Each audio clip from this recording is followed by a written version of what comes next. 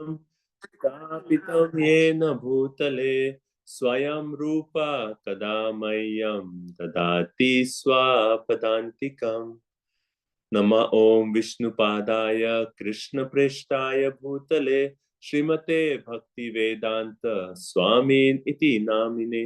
नमस्ते सारस्वते देवे गौरवाणी प्रचारिणे निर्विशेषा शून्यवादी पाश्चात्य देशतारिणे।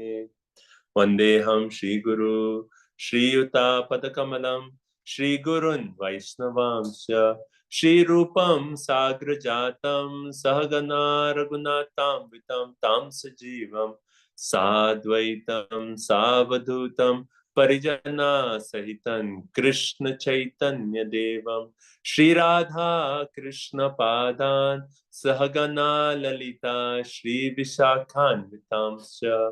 हे कृष्णा करुणा सिंधु दीनबंधु जगतपते गोपेशा गोपिका कांत राधा कांत नमोस्तुते। तप्त कांचन गौरांगी राधे वृंदावनेश्वरी वृषभानुसुते देवी प्रणमामि हरिप्रिये। वाञ्छाकल्पतरुभ्यस्य कृपा सिन्धुभ्य एव च पतितानां पावनेभ्यो वैष्णवेभ्यो नमो नमः। जय श्री कृष्ण चैतन्य प्रभु नित्यानंद श्री अद्वैत गदाधर शिवासादि गौर भक्त वृंद। हरे कृष्णा कृष्णा कृष्णा हरे हरे हरे राम राम राम हरे हरे। ओम नमो भगवते वासुदेवाय। ओम नमो भगवते वासुदेवाय। ओम नमो भगवते वासुदेवाय। नारायण नमस्कृत्यं नरं चैव नरोत्तमं देवीं सरस्वतीं व्यासं ततो जयमुदीरये। नष्टप्रायेषु भद्रेषु नित्यं भागवत सेवया भगवती उत्तम श्लोके भक्तिर्भवति नैष्टिकी। Hare Krishna. So welcome everyone. Thank you for joining. Okay, so we are looking forward to all the presentations and all of you sharing the summaries of the chapters of the Bhagavatam. Let me just quickly see.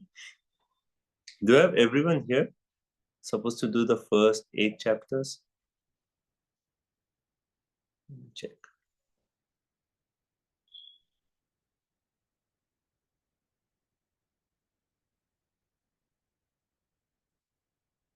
Okay, I don't see Arundhati Mataji. She's in chapter 3.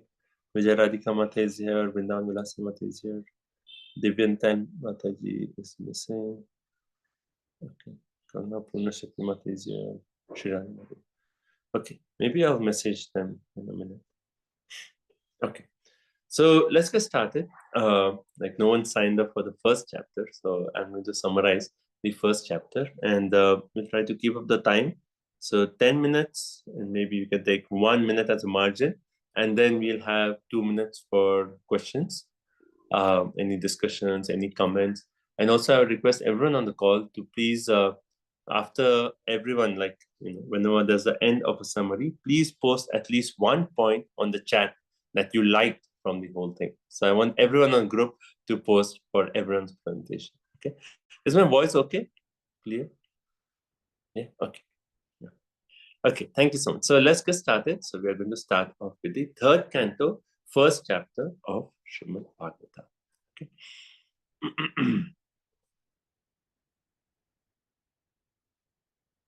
Okay. So it's 14. Okay. So we see in the end of the second canto, Shaunak Rishi, he actually makes inquiry. Like we hear about Vidura in the first canto, 13th chapter of Bhagavatam, we hear about Vidura and Dhritarashtra's conversation, right? And in that it was mentioned how Vidura, he left home and then he went on this pilgrimage. Now after the entire second canto, now Shukadev Goswami, if you see in the second canto, in 8th chapter of the second canto, It is a whole list of questions that Parikshit Maharaj asked Sukadev Goswami. The entire chapter is just on questions, right? And Sukadev Goswami is tasked to answer those questions. And then Sukadev Goswami was planning to explain Padma Kalpa, one particular, about the activities in the Padma Kalpa, but right, but actually, sorry, yeah, yes. Okay, sorry, I got confused. So, yeah, so 2.8 was basically all the questions that Parikshit Maharaj asked. And then towards the end of the second canto, we see Sonak Rishi asking the question that, oh, you mentioned about Vidura and Dhritarashtra in the first canto of Bhagavatam. And now we want to hear more about the conversation that Vidura had with Maitreya Rishi and why Vidura actually left his palace and what happened in his Vidura's pilgrimage. So these three questions Sonak Rishi asked at the end of the second canto. Now in the third canto of Bhagavatam, we see Suta Goswami who starts answering these questions, and he actually quotes from the conversation between Sukadev Goswami and Parikshit Maharaj.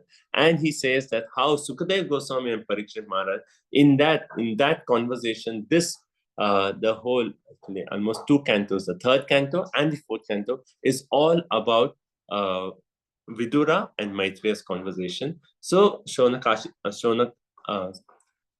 Goswami starts speaking about the conversation that Sukadev Goswami is speaking about Vidura and Maitreya.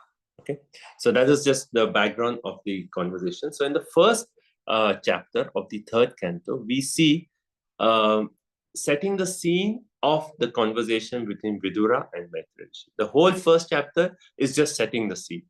How did that conversation actually take place between Vidura and Maitreya? So in that, the first chapter also explains what were the circumstances that made Vidura leave the palace, right? So that's one whole section. And then when he left the palace, what did he do? How did he travel to different places of pilgrimage? That is another section.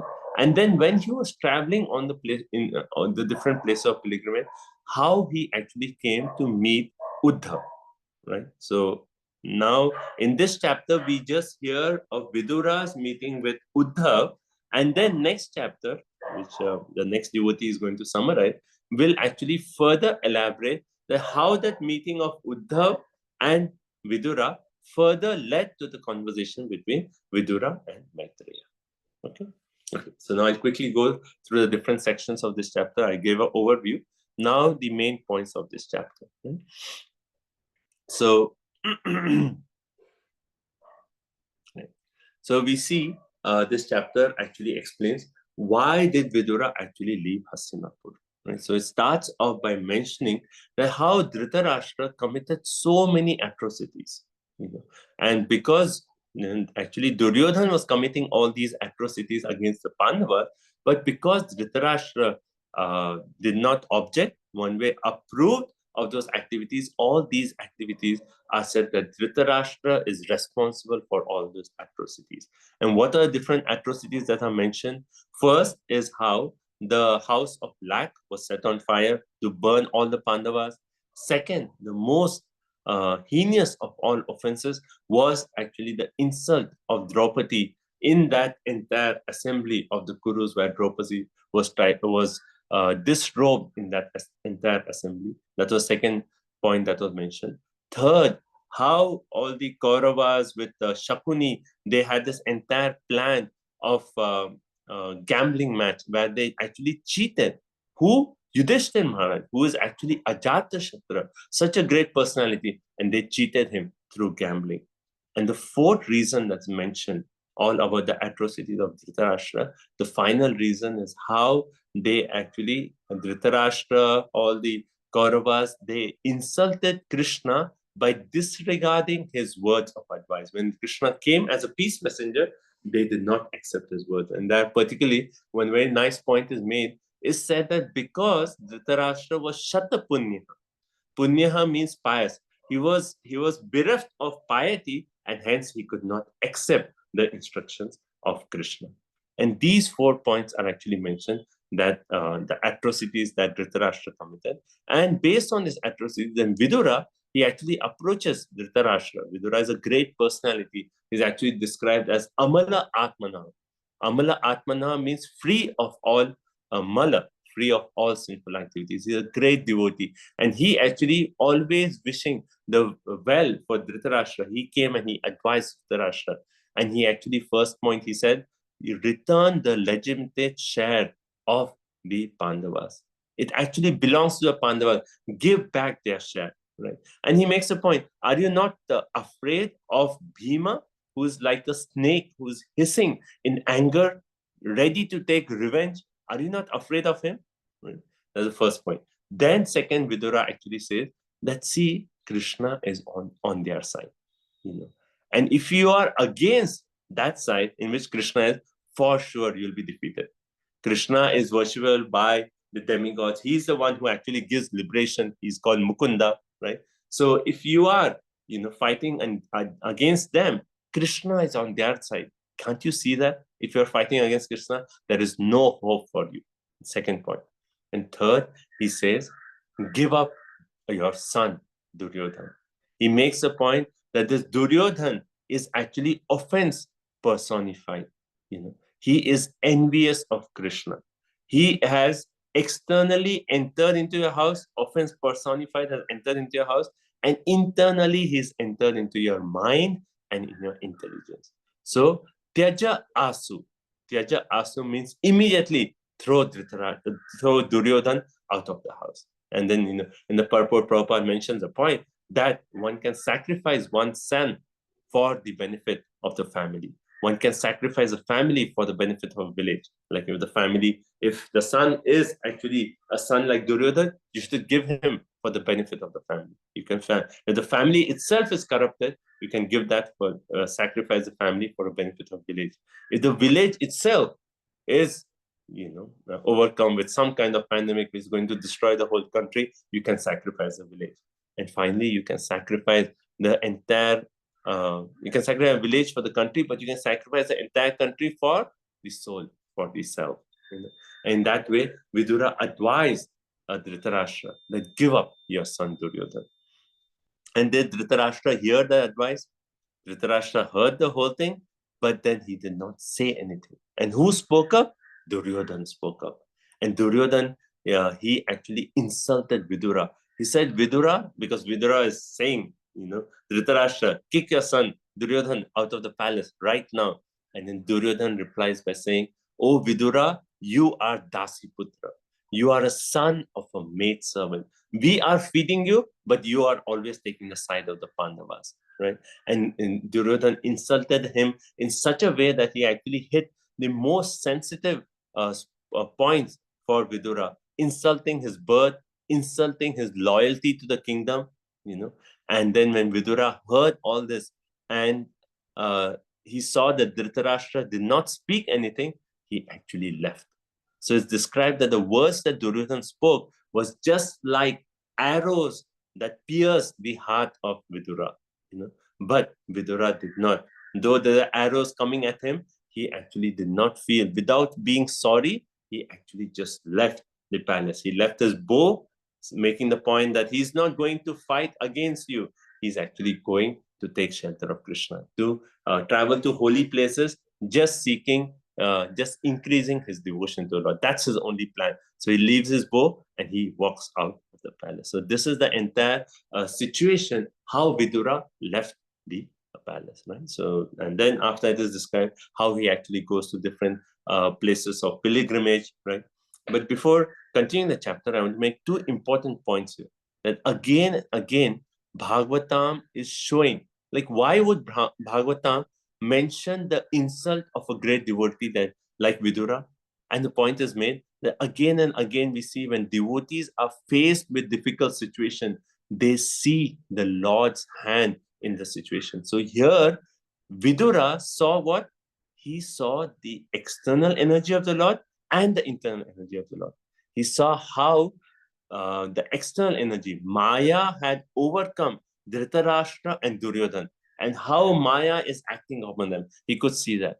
And then he saw the Lord's internal energy. And how did he see that? He said, Lord's internal energy is actually making the arrangement for me that I can just leave everything and go for a pilgrimage. I don't need to be involved with all this kingdom. I try to do my best, but the situation is beyond my hand. So I am just renouncing all this. I am going to take shelter of the Supreme Personality of Godhead. So how Vidura, in that situation where he was insulted, he saw the Lord of the hand of the Lord, the external energy and the internal energy. And this is like the most important practical theme for the entire chapter. Right? So this is the first point. And the second point we see is when Vidura left, he could have gone directly to Lord Shri Krishna because his own mood was to actually increase his devotion to the Lord, right? But he did not. He actually, out of his mood of humility, thinking that I associated with Duryodhan, I associated with Dhritarashtra, I am not qualified to directly associate with Lord. So let me travel to the holy places. And in that mood of humility, he actually started traveling to the holy places.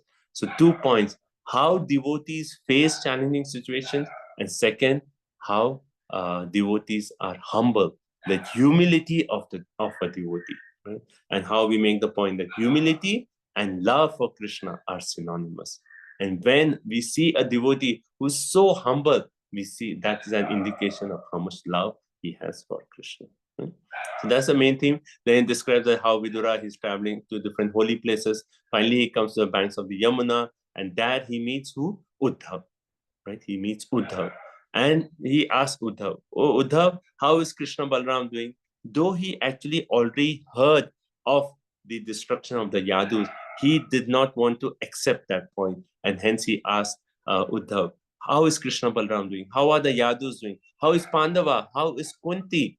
You know? And then he ends with the point saying that Krishna's appearance is for two reasons. One is to kill the wicked, and second is to attract all kinds of people back to his abode, back to his lotus feet. So please, O Uddhav, please chant the glories of the Lord. And I have traveled to all these holy places, but the purpose of traveling to all the holy places is to bathe in Harikatha. So please shower the nectar of Harikatha and bathe me in Harikatha.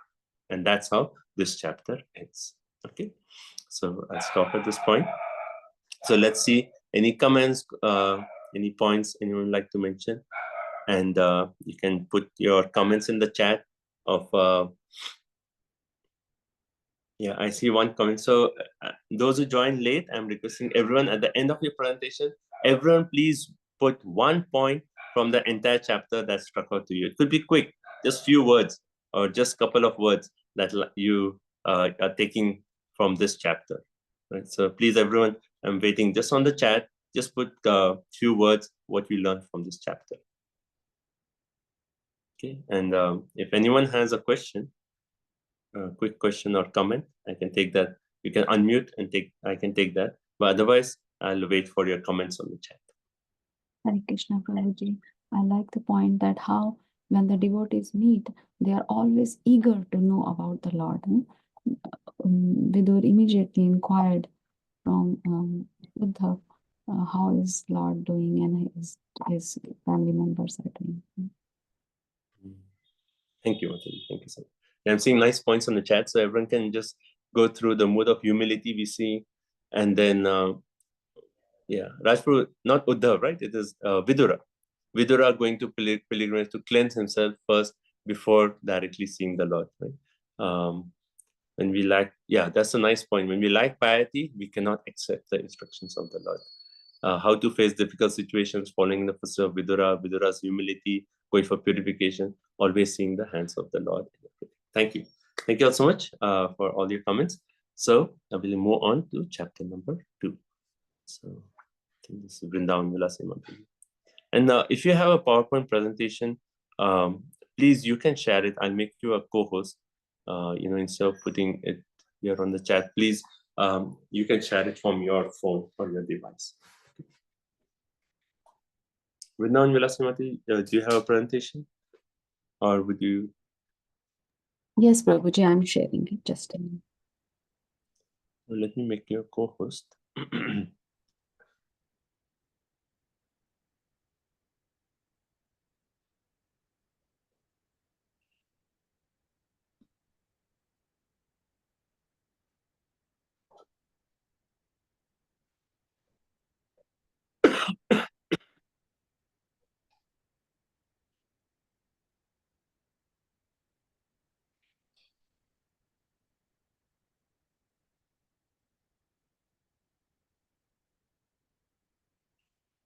Okay, so after Vrindavan Vilasi Mataji, we have Arundhati Mataji, so you can be also ready. Hare Krishna Prabhuji, I shared my link in the chat. I sent it to Okay.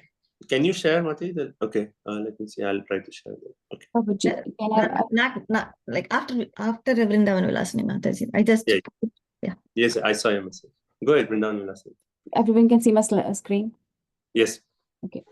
You can make it full screen. Is it possible? Like on the top right, you see the arrow mark, double-headed arrow. Yeah, right there. Yeah.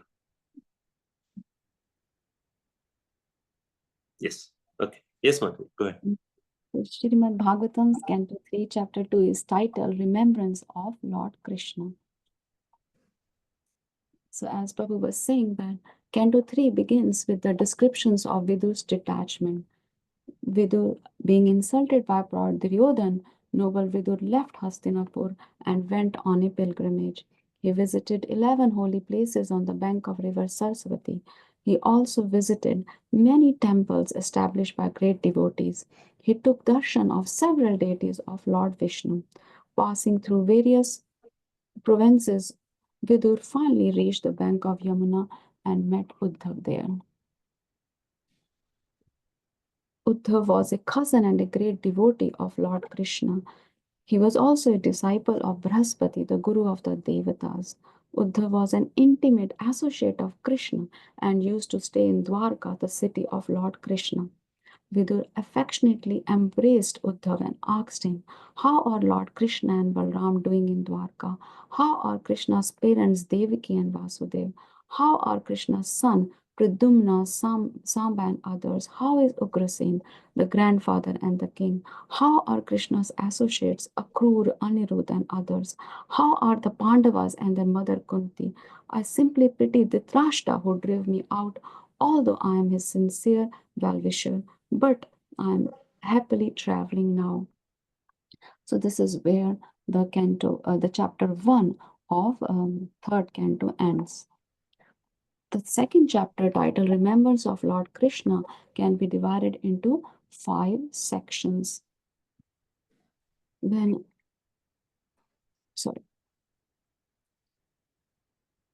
Vidur inquired about his beloved Lord Krishna and his devotees, Uddhav became emotional. He could not reply immediately. He was a great devotee of Krishna since childhood. When he was a child, he was so absorbed in worshipping Krishna's deity that he didn't even wish to have breakfast, even when his mother called him to eat. Although Uddhav has become old now, his love for Krishna did not slacken. On the contrary, he was overwhelmed by the remembrance of Krishna. Hearing Vidur's question and remained silent for some time, Vidur can understand that Uddhav had went into a trance. So that's a takeaway point for me, that a devotee can understand the greatness of other devotees. Uddhav came to external consciousness after a muhurat, 48 minutes, and then spoke to Vidur. Lord Krishna appeared in this world to cause welfare of all of us, but now he had ended his pastimes and disappeared from this planet. So what can I speak about our welfare? So that was the second section. Uddhav reminded Vidur, "You have directly witnessed the great auspiciousness of Lord Krishna. All the Devatas assembled at the Ratsya Yagna concluded that Krishna is the most beautiful personality." So that the third section, Uddhav is remembering the the beauty of the form, personal rupa of Krishna. The gopis of Vrindavan would always be absorbed in seeing and remembering Krishna's beauty.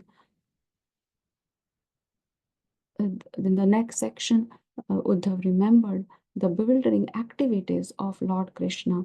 He said that although Krishna is unborn, he mercifully appears on this earth when demonic people harass his devotees.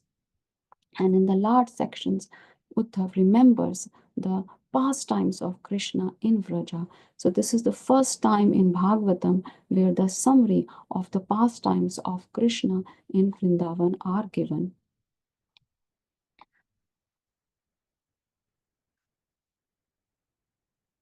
By killing demons, Krishna mercifully gives them liberation. He liberated even the envious Shishupal, who always envied him. So one of the key verses, the main instructions of the verses that I like is the verse 23rd of this chapter. This was the verse when Sukadev Goswami heard in the forest. He came back to Vyasadev to hear more about it. The verse 23 says, Aho Bakimyam Stanakalakutam Jigyansaya apayad apaya asadhavi labhe gatim dhartyuchtam tatonyam kim vadayalum sharanam vrajena. So whenever I is bewildered by this material energy, I always remember this verse that how Krishna is so merciful that I should always surrender to him. He gave the position of a nurse even to Putna, who came to kill him by smearing poison on her breast. Even the soldiers who died in the battlefield of Kurukshetra while seeing Krishna attained his abode. This was because they could see Krishna's beautiful form while dying. So, uh, how can we take shelter of anyone else more merciful than Krishna? No one is equal or superior to Krishna. He is worshipped and honored by the great kings and devatas who touch their crowns to his feet.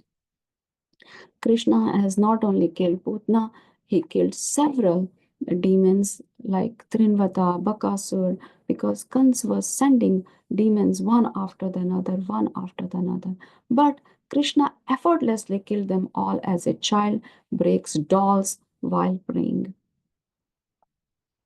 While herding the cows and bulls, Krishna played on his wonderful flute and enlivened everyone. Krishna drove away the envious serpent Kaliya from Vrindavan. He also inaugurated Govardhan Puja, lifting the Govardhan hill and protected his people from the devastating rainfall sent by Indra. Krishna not only gives mercy to the demons like Putna, but what to talk about his greatest devotees, the gopis. No? This is another verse that I always remember. This is the last word of chapter 2 of the third canto. Sharar Shashi Karer Mrishta Manayam Rajni Mukham Gayan Kalpadam Ramesriyanam Mandala Mandanam. Before leaving Vrindavan, Krishna fulfilled the desire of his greatest devotees, the gopis. He lovingly danced with the gopis in the moonlit autumn night. I will share a few personal realizations from this chapter.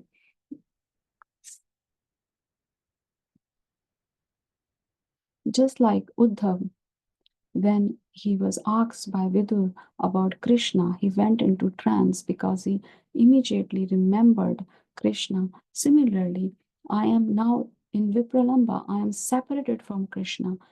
I can only be happy in the association of Krishna. So, what can I do? Just like Uddhavji was remembering Krishna, I can feel Krishna's presence through his remembrance. So before chanting, if I remember this chapter, everything is included in this chapter. Uddhavji first remembers the beautiful form of Krishna, then he remembers his activities, the bewildering activities and his qualities.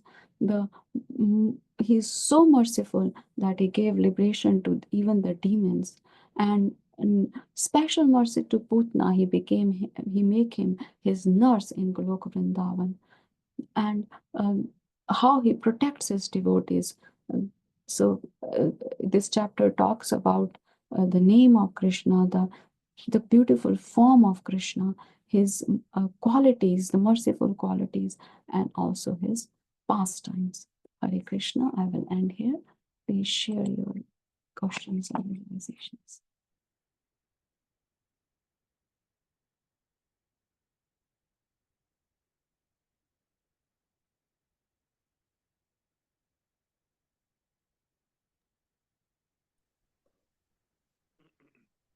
Thank you so much, Mataji. A wonderful presentation. Let's see comments. Yeah, I see very nice comments on the group. So please keep that coming.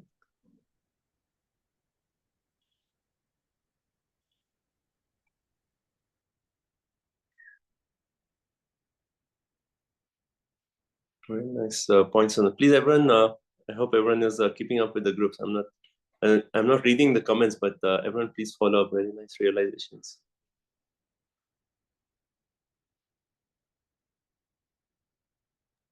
I just want to give the link to the next chapter, and now Uddhavji will talk about Krishna's pastimes outside of Vrindavan. Hare Krishna.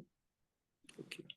Thank you. So thank you so much, Mataji. I want to say that the presentation you covered, like the connection from the previous chapter, the link to the next chapter. So that was very nicely given. The second, the overview of the chapter, the different sections were very nicely given. Then, in the sections, we actually mentioned how Uddhav was meditating on the form, then the qualities, then the pastimes. And it was very nice to hear that that is a sequence, the Naam, Roop, Gun, and Leela. That's how Krishna reveals himself to us. So it's very nicely pointed out. You pointed the two beautiful verses that you liked in this verse in the chapter. So that was very nice. And ending with your personal realization. So I think the presentation was very nicely done. And also the slides that you prepared is really like now we can just think about those slides, especially the ones for Putana you had. It was very, very nice. So thank you so much for all your effort for a beautiful presentation. Hare Krishna. Hare Krishna. Prabhuji, just one question, like all the soldiers in Kurukshetra who were killed, did they attend the abode of Krishna? Vrindavan Vilas Mati. I'm going to direct the questions to the presentation. Yes, Prabhuji, because they appreciated the beauty of Krishna. Just by seeing Krishna's beautiful form, they appreciated it. That's why they got liberation. Okay. Thank you. Okay. So anything else? Thank you. Okay, so let's move on to the next presentation by Arundhati Mataji.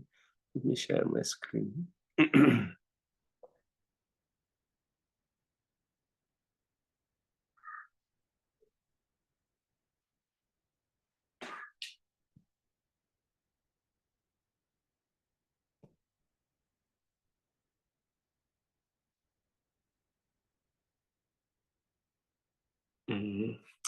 One minute. I can open the presentation. I'm just trying to do one thing.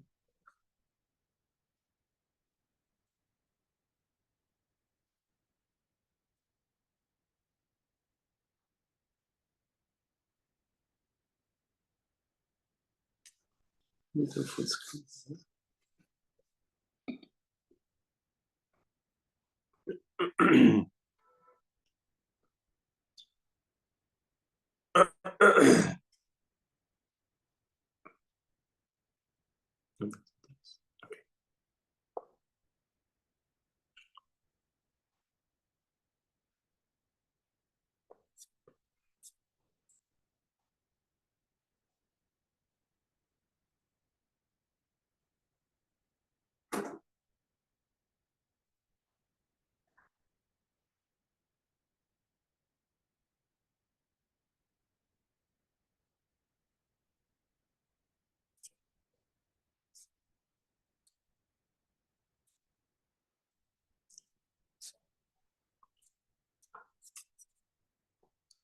One minute.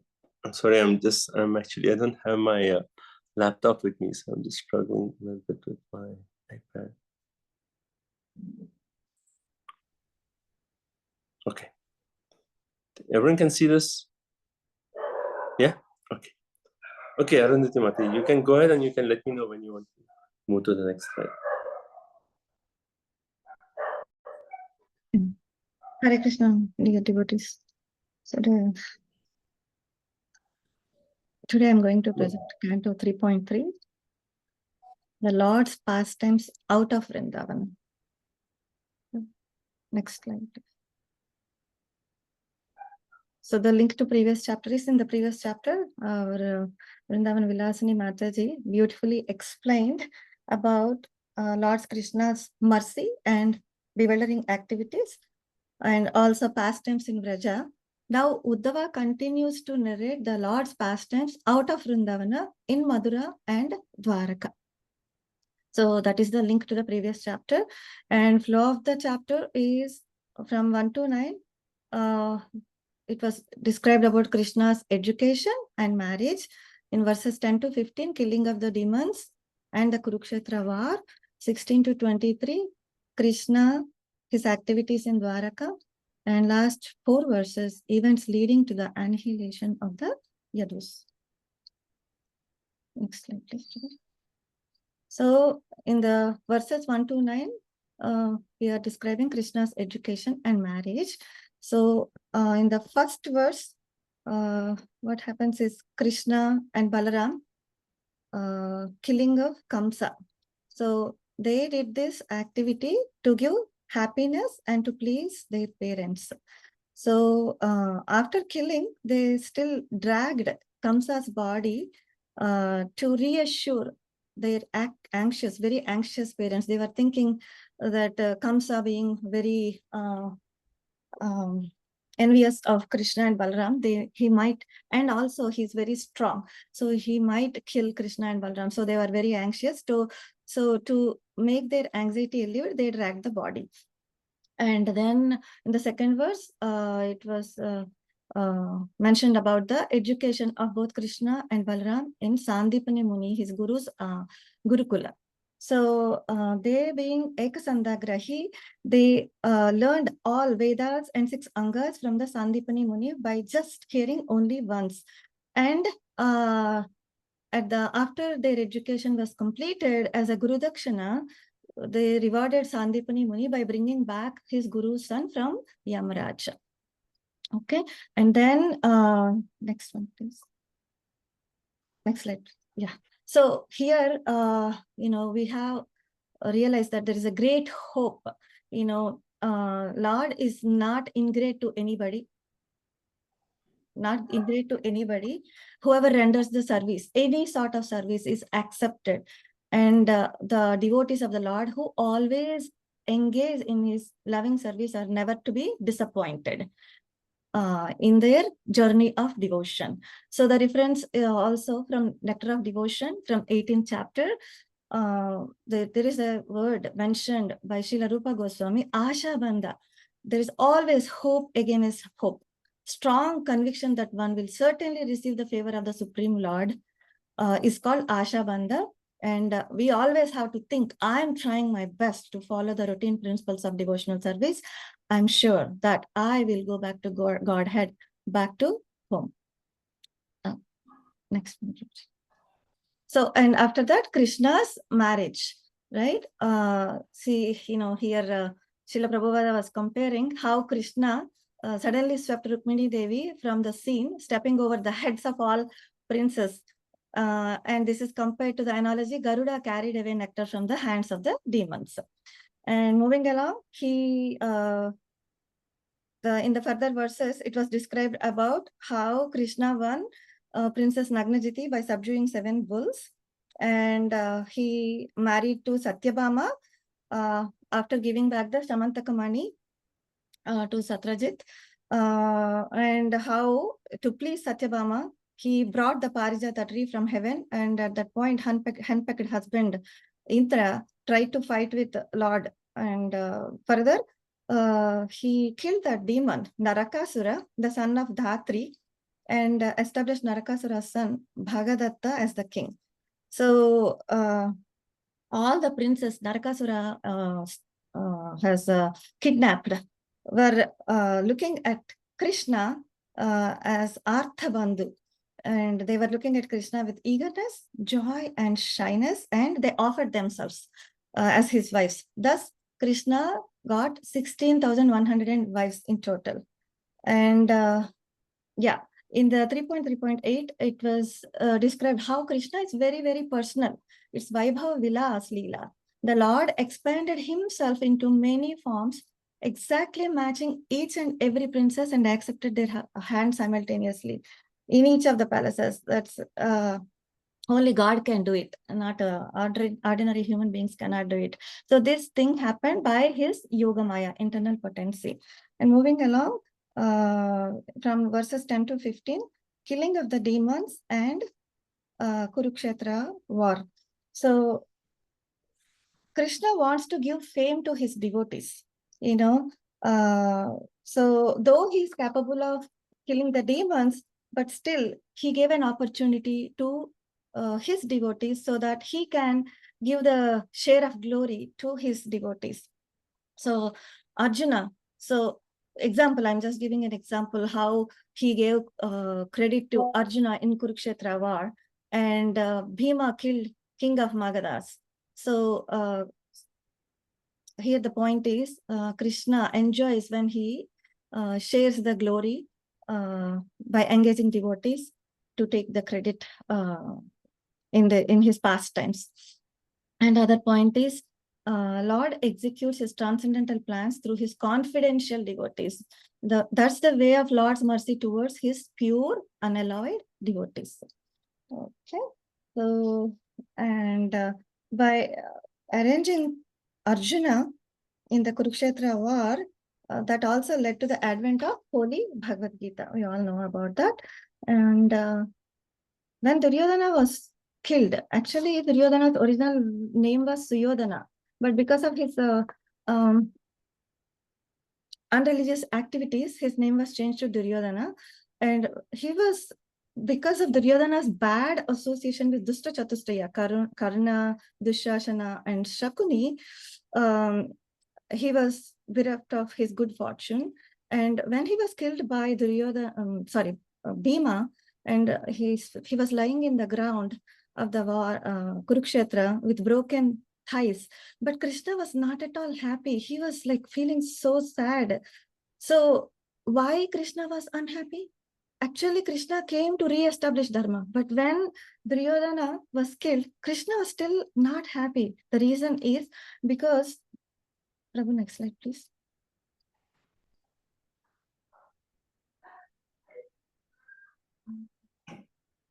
Yeah, because all living entities are his parts and parcels, and Krishna does not rejoice to see them suffer.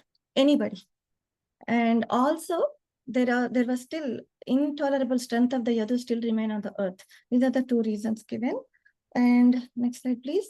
And the question is there a burden of Yadus to Bhumi Devi? Yadus cannot be destroyed like others. Krishna considered that the Yadus were still an unbearable burden for the earth, but in fact, it is a burden of love and separation. Okay, so moving along. And Lord planned to and predicted the disappearance of the Yadus, and further the activities of Krishna in Dwaraka. So Krishna has re-established Maharaj Yudhishthira as the emperor to show the ideal of administration. And in the next verse, it was described how Krishna protected the embryo of Uttara from the Brahmastra of Ashwatthama. And Maharaj Yudhishthira was assisted by his young brothers, the other 4 Pandavas, and ruled the earth. And he was following the instructions of Krishna and also performed 3 Ashwamedha yagas. And in Dwaraka, Krishna was, we all know that Krishna has 6 opulences. And he, while doing activities or pastimes in Dwaraka, he exhibited mainly 2 opulences. By following the Vedas and social customs, he was situated in Vairagya, and also he was following Sankhya. And in verse 20, it was explained how Krishna's beauty, like he was Snigdasmitavalokeena vacha piyusha kalpaya Charitrena no Vadyena Sriniketana Chatmana. What does that mean? He was affectionate, he was by his affectionate smiles and glances, nectarian words, flawless character, and transcendental body, he was enjoying his pastimes in the association of the Yadus. And also during night times, he's enjoying love with his queens. And that was his Grihasthashram. And to set a role model, so to set as a role model, like Yadyad Acharati Sreshtas, he expressed after his Grihastha life, leading Grihastha life for several years, he expressed detachment. That is, he was engaged in the household life for many years, but after that, he went into Vanaprastha. So what does it mean? Lord's detachment from household life does not indicate detachment from his eternal associates. It actually meant end to the three modes of material nature. And in the 23rd verse, next slide, please. Okay. Yeah, 23rd. Daivadineshu kameshu daivadinah swayam puman ko vishrambheta yogena yogeshwaram anuvratah. So devotees' faith in Lord's activity is very important. This is reiterated here. No one can understand the Lord's transcendental activities unless one has become a devotee by rendering devotional service and put faith in the Lord's activities. We should have strong faith in the Lord's activities and become a devotee, render devotional service. Next slide, please. Yeah, the reference is from 10.14.29. So when we do devotional service, if one is favored by even a single trace of the mercy of the lotus feet of the Lord, you can understand the greatness of Krishna's personality or Lord's personality. But those who are speculating to understand the Supreme Lord are unable to know him, even though they continue to study Vedas for several years. There is no point. Next one, please. So the last four verses, event. Okay. Just 2 more minutes. Yes, bro. Events leading to the annihilation of the Yadus. So this is like Deva Vimohita Leela. So all these associates of Krishna in the Vrindavana or Dwaraka, they have two portions. One is Devata portion. The Devata portion of the Vishnus went back to Prabhas Kshetra, and the eternal devotee stayed back in Dwaraka to continue Aprakat Leela. Okay. So, and then at Prabhas Kshetra, Yadus took bath, offered respects to forefathers, devatas, and sages, and also they were doing charity and gave delicious prasadam to Brahmanas. Next slide, please, Prabhuji. So in the verse 26, it was explained how sadhana devotees are mixed both. There are two varieties, mixed and pure devotees. Mixed devotees have Mr. Bhakti, whereas pure devotees of the Lord are not enthusiastic to put aside their services to the Lord in order to go and visit holy places of the pilgrimage. Even Srila Narottam Das Thakur was singing that to visit holy place of the pilgrimage is another bewilderment of the mind, because devotional service to the Lord at any place is the last word in spiritual perfection. This is the key. Last slide. Next one, please. Yeah, one before. Sorry, the last one. The one before. Yes. This one.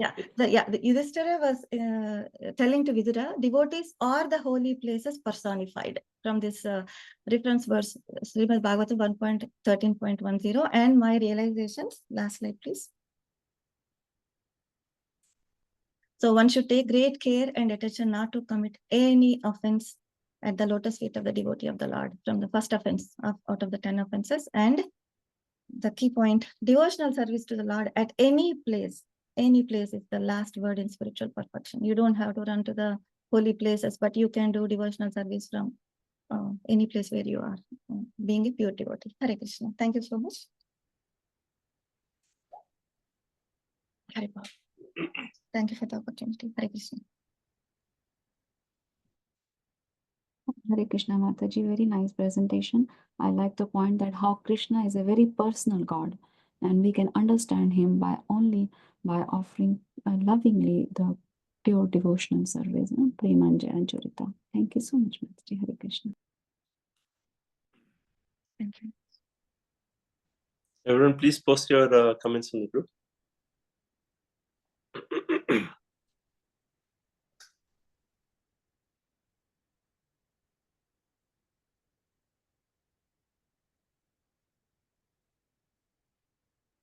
think few devotees have commented on the Ashabandha point that you said. It's very nice. Krishna, how he enjoys giving credit to his devotees. Very nice.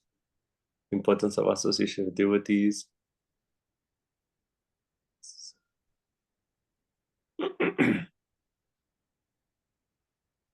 Okay, others, everyone on this group, please post your comments after every presentation. So, Arundhati Mataji, so, where's her here? Oh, yeah. Thank you so much. Very nice presentation. PowerPoint slides were very well prepared. You really went through the sequence nicely. And also for like while going through a section, you stopped and you presented like the key points. That's the first level of Bhagavatam is following the story, but the second level is that we actually see what is the practical point for us. And you brought out those practical points. So that's very nice.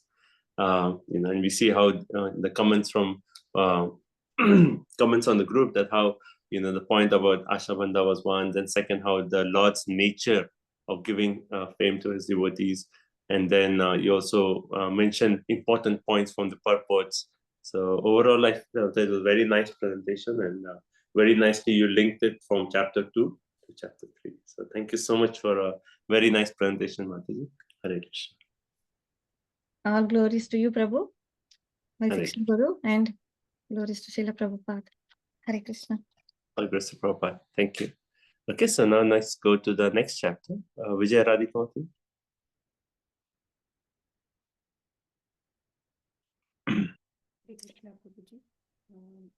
Can I? Yeah, I'll make the co-host, Mati.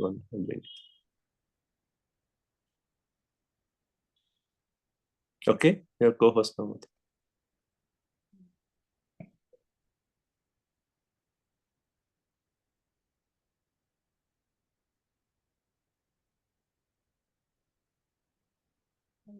Can you all see my screen? Can you go to full screen, Mati? Yes, I'm good. Can I do slideshow? If you go to yeah, slideshow, yeah. Yes. That's it, yeah. Will this work? I mean, we can see your next slide in this. Oh, If you go to display settings on the top, Mataji, so right on the top, display settings. Yeah. On the top. On the top? Yeah, click display settings. Yes, yeah, just right on the top. My screen is blocked because I'm sharing. Can I stop sharing? What should I do, Prabhu? So on the display settings, you can just say full screen. Oh, full screen, okay. Yeah. Sure.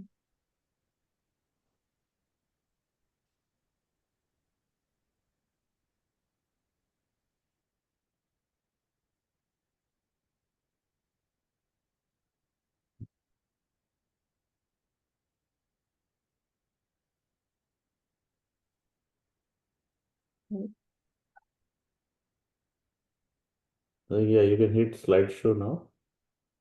Okay, because it's hiding.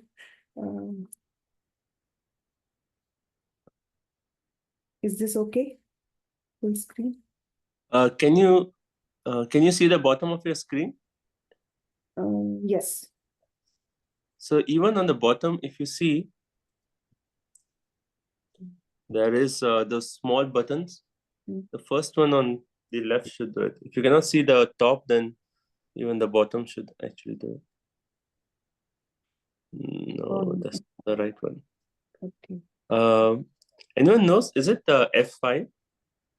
Yes, Yeah, Prabhu. F5. F5 on the keyboard. Yeah, Okay, F5. yes, I'll try that. Just share your screen and click hit F5. That should do it. Yeah, Oh. okay, perfect. That's good. Go ahead, Matthew. Please start. Hare Krishna, everyone. This is chapter 3, Canto 3, chapter 4, Vidura approaches Maitreya. In the previous chapter, Lord's pastimes was nicely described by Arundhati Mataji. in the previous chapter, Vidura listens to the summary description of the Lord Krishna's pastimes. And this is the first time these intimate pastimes of the Lord are discussed in Srimad Bhagavatam. And then in this chapter also, he discusses the events leading to the annihilation of the Yadus. After the Yadus performed the religious ceremonies by the advice of Lord Krishna, they indulged in drinking a sweet beverage which can completely intoxicate the mind. Being so intoxicated, they began to argue with each other. When Lord Sri Krishna tried to stop them, they attacked him as well. Then they mistook Lord Balarama for an enemy and ran toward him with the intention of killing him. At this time, Krishna and Balarama became very angry, and picking up cane stalks, they began to kill the Yadus, who were bewildered and crazed with violence. The violent anger of the Yadus led to the annihilation of their dynasty. But this is just an action of the Lord's Maya. Krishna wanted his eternal associates to be dispatched to their respective abodes, as their mission in this incarnation was accomplished. Lord Krishna met with Uddhava and Maitreya Muni. The personality of Godhead Lord Krishna, after foreseeing the end of his family, the Yadu dynasty, by his internal potency, went to a secluded spot on the bank of the river Saraswati. Before that, at Dwaraka, Lord Krishna had told Uddhava to go to Badrikashrama, but Uddhava followed him to Prabhasha. The Lord was resting against a young banyan tree with his right foot on his left thigh. At that time, Maitreya reached that spot due to some unknown arrangement for devotional service, and he listened to the Lord in a pleasing attitude. Uddhava also sat down there, and the Lord smiled with particular glance upon him. Lord Krishna spoke to Uddhava. His attention was more on Uddhava, reciprocating with him on the basis of the intensity of his transcendental love. Lord spoke to Uddhava. I know your heart's desire for my association. I will award that rare benediction which is difficult for others to achieve. Your present life is the last, and now you can go to Vaikuntha. I spoke to Brahma at the beginning of creation about my transcendental glories, which the sages describe as the Chaturshloki Bhagavatam. Overwhelmed, Uddhava glorified and prayed to the Lord. Overwhelmed by the Lord's reciprocation, wiping away his tears, and with folded hands, Uddhava spoke as follows. Devotees who are engaged in transcendental loving service of your lotus feet have no difficulty in achieving anything within the realm of the four principles of religion: economic development, sense gratification, or liberation. But all I prefer is only to engage in the loving service of your lotus feet. Your activities bewilder even the wise. And this is a very important shloka in this chapter 3.4.16. So he also requested him to kindly explain to him the knowledge of self. Hearing from Lord Uddhava started for Badrikashrama. The Lord instructed Uddhava about his transcendental position, Paramam Sthitim, which was not spoken to Brahma in the Chaturshloki. This was his inconceivable pastimes and dealings with his devotees in Dwaraka and Vrindavan. To mitigate the separation, Uddhava decided to follow the Lord's instruction to go to Badrikashrama, where the Lord, in his incarnation as sages Nara and Narayana, has been undergoing many penances from time immemorial for the welfare of living entities. Although Vidura sought spiritual knowledge from Uddhava, although competent, Uddhava was not ready to accept the elder and respectable Vidura as his disciple, especially when the elderly Maitreya was nearby. He was careful about the offense of Maryada Vyatikrama, or impertinently surpassing a greater personality. So he directed Vidura to Maitreya Muni and then departs. Special role of Uddhava after the disappearance of the Lord. Krishna decided to depart and thought that Uddhava was the only one qualified to disseminate the transcendental knowledge about him. Uddhava is not inferior to the Lord and is not affected by Maya, and the Lord wanted him to stay back, and Uddhava followed the instructions of the Lord and reached Badrikashrama and worshipped the Lord in trance. Uddhava is an eternal associate, Nitya Siddha of the Lord, and a plenary portion of Uddhava was one of the 8 Vasus. Sadhana Siddha, who entered the Nitya Siddha Uddhava. Uddhava is revealed as a Sadhana Siddha to protect the confidentiality of his pastimes. Vidura's enlightenment by Uddhava and further journey. Hearing from Uddhava and understanding that the Lord remembered him at the last moment, Vidura cries. Vidura meets Maitreya on the banks of the Ganges, and their conversation continues in the next chapter. Important points in this chapter, and my self-realization as well. Devotees who are engaged in transcendental loving service of the Lord, lotus feet of the Lord, have no difficulty in achieving anything within the realm of the four principles of religion, economic development, sense gratification, or liberation. But a pure devotee prefers only to engage in the loving service of his lotus feet. Although competent, Uddhava was not ready to accept the elderly and respectable Vidura as his disciple, especially when the elderly Maitreya was nearby. He was careful about the offense of Maryada Vyatikrama, or impertinently surpassing a greater personality. And thank you, Krishna.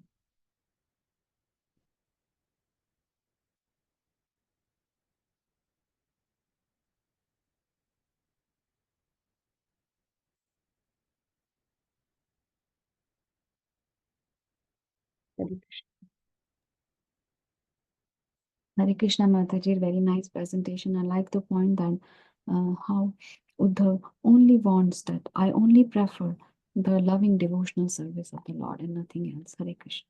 Thank you. Thank you.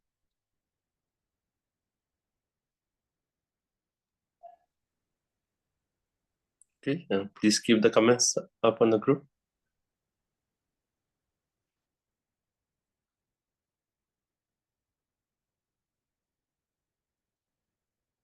It's a nice point. Gopinath Prabhu says that even though Uddhav felt separation, he was able to remember and serve the Lord by following the instructions of the Lord. Right? So it's very nice. Thank you.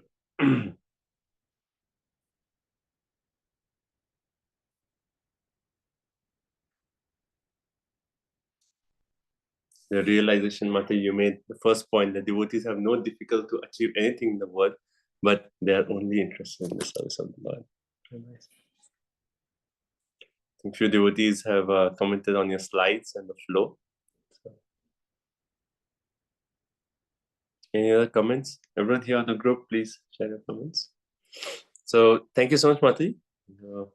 The flow, yes, the slides, what you selected, how you prepared was very nicely done. The flow of the chapter was very nice. You went through a different, starting from the previous chapter and then going through different sections. That was very nice. You ended with the 2 points of personal realization, and you stress on the point of the Maryada Vyatikrama, that even though Uddhav was qualified to give the instructions, he actually directed Vidura to Maitreya. Very nice. Overall, yes, Mati, I really like your presentation. Just one point that's always good that, when you're preparing your slides to just, if you can just, instead of writing the whole, all the points, if you just mention the key, just 1, 2, 3 key points, and then you speak on those key points, then that actually, makes it more impressive. So, Krishna Prabhuji, I did that first and I changed it last minute yesterday night. I had points, bullet points, and I thought maybe I will do a narration. Sorry, Prabhuji, I will. No, I mean, it's good.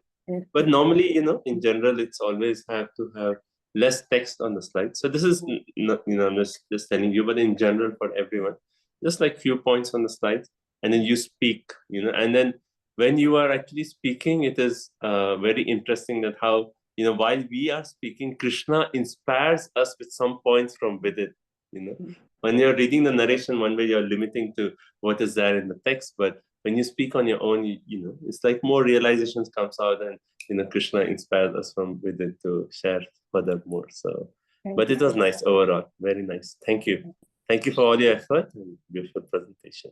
Thank you so much. Hare Krishna. Okay, so next is chapter 5.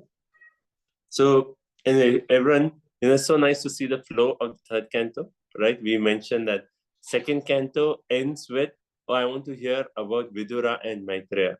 And we have completed 4 chapters. But have we started Vidura and Maitreya conversation?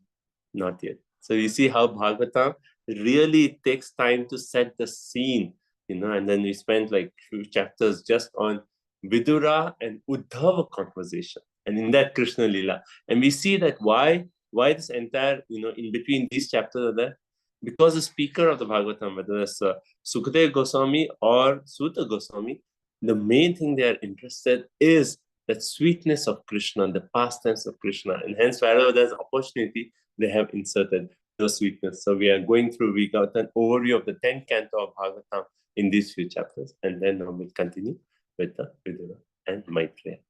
So chapter 5, is that Divinity and Martin? Yes, Prabhu. You want to share your screen, Martin? Or Yes, Prabhu. the co-host?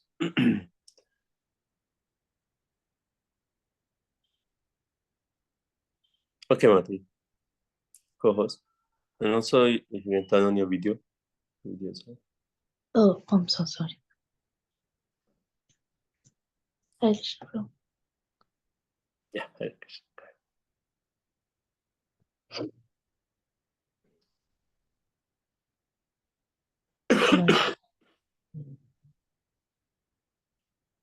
See my screen, Prabhu?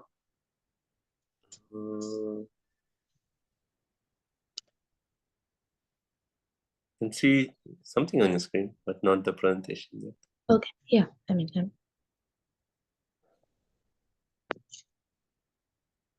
you see the presentation? Yes, Martin. Oh, so Hare Krishna, my throat is very bad. It's very hard for me to speak, but I'll try. Oh, Mata, if it is difficult, then maybe we can, you can give it next week, Mata, if it's too much. No, Prabhu, because there's a flow, I don't want to break that. So I just want to, let's see. It's not, Yeah, I'm if not it's going. too difficult, then it's we can have it next week, but it is possible. No problem. Let's see, Prabhu. So, Hare Krishna, everyone. So, as we have been hearing, finally, the conversation of this canto is the talk of Viduras and Maitreya. Well, 3 from this 5th chapter all the way up till Kardama Muni Devahuti's chapter. We are still continuing about Maitreya and Viduras talking. So here, this chapter names Vidura talks to Maitreya.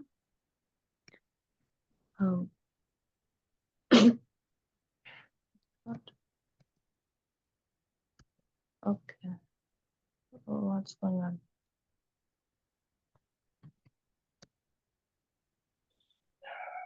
The slide is not changing. I don't know. Are you using arrows mode? Yeah. Okay. I'm going through. Thank you. So in this section, we have 5 sections mainly. So after being heard from, okay, we'll do that later. But there's 5 sections. First section is Vidura's questions to Maitreya. He asks some amazing questions Vidura's asking. And then it's in the questions only when he's approaching Maitreya, he has his own inbuilt heart's desire that he also speaks. And then there is, of course, amazing reciprocation from Maitreya, glorifying Vidura. And then Maitreya starts speaking, and he starts speaking with the process of creation, explaining the Purusha avatars. And then comes the most beautiful section is the prayers of the demigods. As Prabhu has already explained that how it's very important that we always remember the sweetness of the past of Krishna. Srimad Bhagavatam is not just philosophically strong, but it's also very sweet. So we have also heard of this whole process of creation, the Sarga aspect, already in the 2nd canto, but this section was not there. The prayers of demigod, which makes this addition to the Sarga aspect very sweet. So it's a flow from the previous chapter is is we have been seeing how Uddhavaji was so much in ecstasy while speaking of Krishna. And he saw in Vidura was also the same ecstasy. First of all, Vidura was shocked to know of Krishna's disappearance. And of course, the moment he heard that, his heart was so much in pain and aching. But still, they both managed to just calm themselves. And then he asked that I am still seeking because I'm still living in the body, so I'm supposed to do my, I supposed to do what what I have been, what I have been told to. So I'm looking for Krishna's instructions. So then Vidura approaches Uddhavaji with this. But then Uddhavaji also finds that in Maitreya there is a strong sense of desire to hear Krishna Katha. But then he is given the instruction to leave to Badrikashram. And also, as Mataji, yes, last chapter mentions about Maryada Vyatikrama. So then Uddhavaji requested Vidura to please approach Maitreya, who was also present, as you can see in this picture, that he was also present in the assembly when in the forest when Krishna was about to leave from this mortal world. So, so Vidura asks 5 questions. Sorry, six questions more or less. But first question is how to mitigate distress and live in the real happiness, live for the real happiness. This question is very significant because we need to understand that how, what is the situation right now in Vidura's heart. He knew that Krishna has left the planet and he's so sad from the distance from saying weighing off to Uddhavaji to finally getting to see Maitreya. He was in so much pain. So that's why here's the first question here: how to mitigate distress and live. Because people are still being so religious, they don't really find real happiness. That is his first question. Then he wants to calm him down, and then he wants to understand this magnanimity of this world and says, how does the Lord appear as Purushavatars? And when he's sleeping as Karnadakshay Vishnu, he accepts avatars and then he comes down to individual earthly pastimes and performs his Leela avatars. Then also he is asking, how does the Lord create his various planets and the rulers of those planets also? Then he finally comes to the word, how does the Lord creates the living entities, the living creatures? In this whole section, it's very important that we understand the Vidura's real interest or the real heart of Vidura. What he's saying, I have heard of the stories of societal stories of Mahabharata from my from my father, but I want to exclusively hear about Krishna's nectarian pastimes. He's saying that the Gita is already inside Mahabharata, which is very important to hear because once we hear those things, it makes us remember the Lord's lotus feet and that frees one from all desires. And then he's sad about looking around everyone and says, I pity those who are averse to Krishna Katha because they're fully busy in karma and gyan. Please narrate me the essence of all topics for the welfare, for our welfare, just like how a honeybee who's only wants the essence.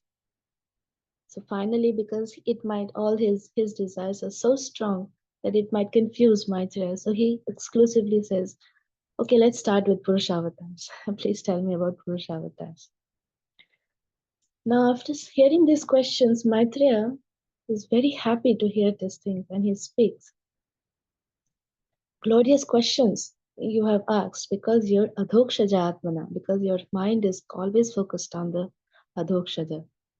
You are Badrinarayana Viraja, son born of the semen of Vyas. Then you are a Yamaraj. Right now you're acting like a Vidura because of being cursed by Mandavya Muni. So you are not a normal person. You are Mahajan.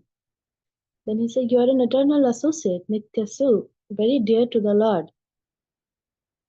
And so dear that just before the Lord was leaving to the from this abode to his spiritual abode, he left instructions for you. He remembered you. So you're so dear. So please hear me here as I describe the Purushavatars.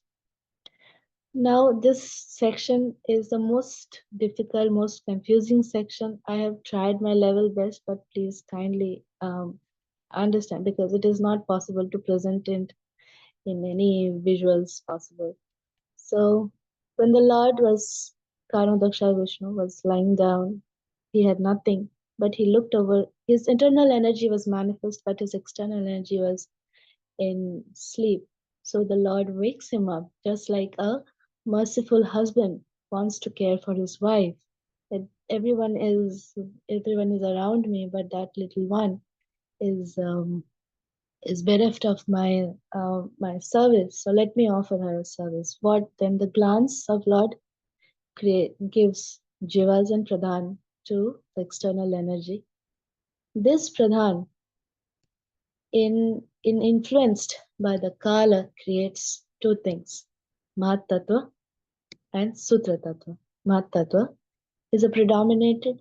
Well, first, what is pradhan? Pradhan is three modes of material nature. In pradhan, three modes of material nature are in susupti, they are inactive.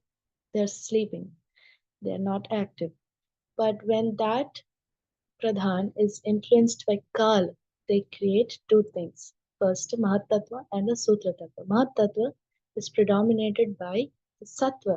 The one of the quality of the three gunas is Sattva guna, which arouses by the influence of kal, and it creates Mahat Tattva, which also is composed of Jnana Shakti, the knowledge aspect. And then there is Sutra Tattva, which is predominated by Rajas, or the mode of passion. And it is Kriya Shakti. Of course, we can understand passion and Kriya, of course, works together. Again, this Mahat Tattva, again by influenced by Kal, Mahat Tattva, which was mode of predominated by the mode of goodness, now creates the Ahankara, or the false ego, or it's also called the Aham Tattva. Now, this is predominated by the tamas or ignorance. Now, we have read through this section, but I have asked a question to all of you that Mahat Tattva was predominated by Sattva, but now how is the Ahankar, which is a derivative of Mahat Tattva, becomes predominated by ignorance? Can anybody answer that?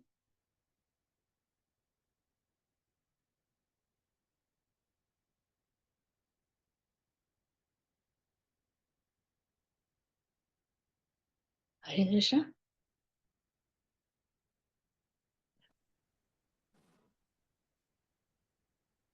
Am I still audible? Yes, Mataji. Everyone can hear you. I think you pose a difficult question, so everyone is thinking probably. That's the point of so since Mahat Tattva now has the jivas who are in the mode of ignorance predominatingly, because Mahat Tattva has manifested the Pradhan has manifested the three gunas: goodness, passion, and ignorance. So what is left over is the jivas. Jivas are in the mode of ignorance. That is why now it has become predominantly predominated by ignorance. So the same ahankar or the aham tattva, when it works with goodness, it creates the jnana shakti, or it's also the nature of karta, or the doer. It's also called adidevya, and this creation creates mind and 10 devatas, dik devatas, the sense demigods. The same aham tattva, when it is added with passion, it creates the kriya shakti. It's also called adhyatma. It creates prana, the senses, and intelligence. As the same aham tattva works with ignorance, creates a dravya shakti, or the gross, the effect, or the karya shakti, or the dravya shakti. And there's also called adhibhuta, and results are sense objects and gross elements, the 5 gross elements. Now see, the transformation of the sense objects happens. So the 5 sense objects created are sound, touch, form, taste, smell, and gross elements are ether, air, fire, water, earth, and each one has the quality of so the ether has the quality of sound, air has the quality of both sound and touch, the fire has the quality of both sound, touch, and form, then the water has the quality of sound, touch, form, and taste, and the earth has the sound, touch, form, taste, and smell. So these are all coming one after another. Sound first. The first creation is the sound and the ether. Then ether plus touch creates fire. Then fire plus form creates, ether plus touch creates air, air plus form creates fire, fire plus taste creates water, taste plus smell creates earth. This is how the Tanmatras comes. So why is Krishna's photo in there? Is because everything is happening, all these transformations are happening because of the glance of the Lord. Always. First thing, glance of the Lord, and second thing is the Kala aspect.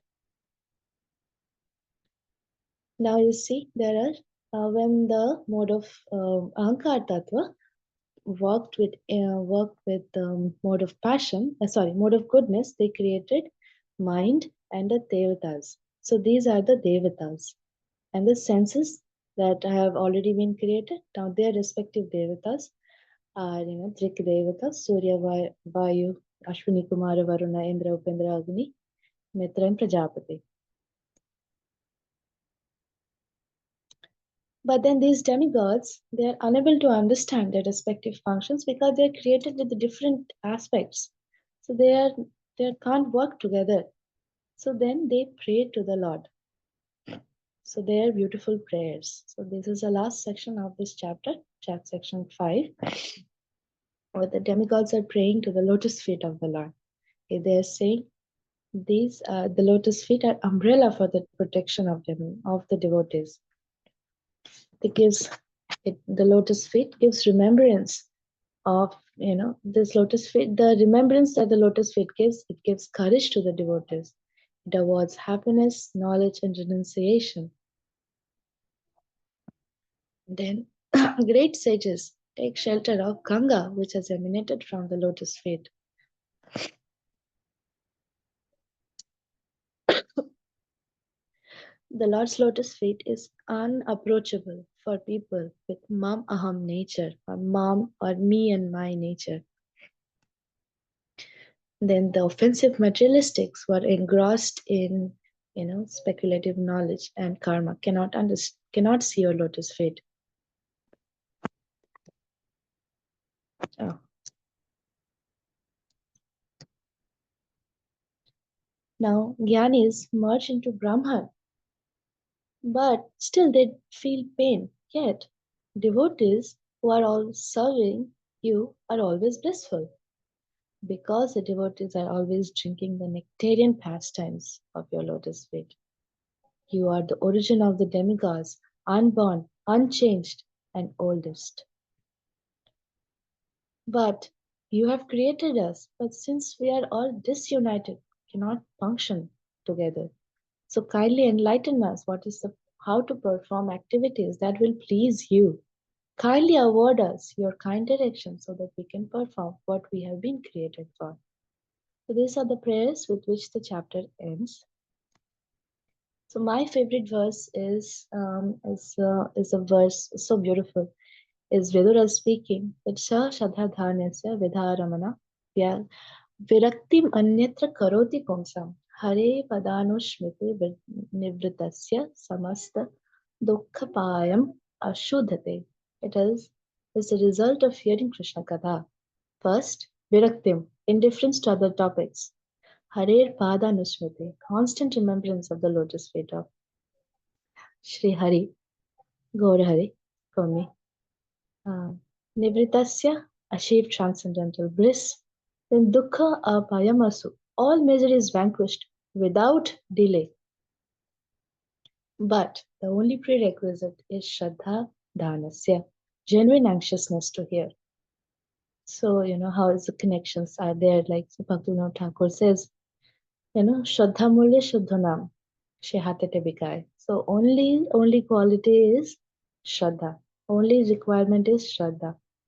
Then how Rupa Goswami mentions the quality, the effects of bhakti is, how it's Sukhada, it's Lagu, Krishna Karshani, then Mokshada, then all those we can see the same top connection here also.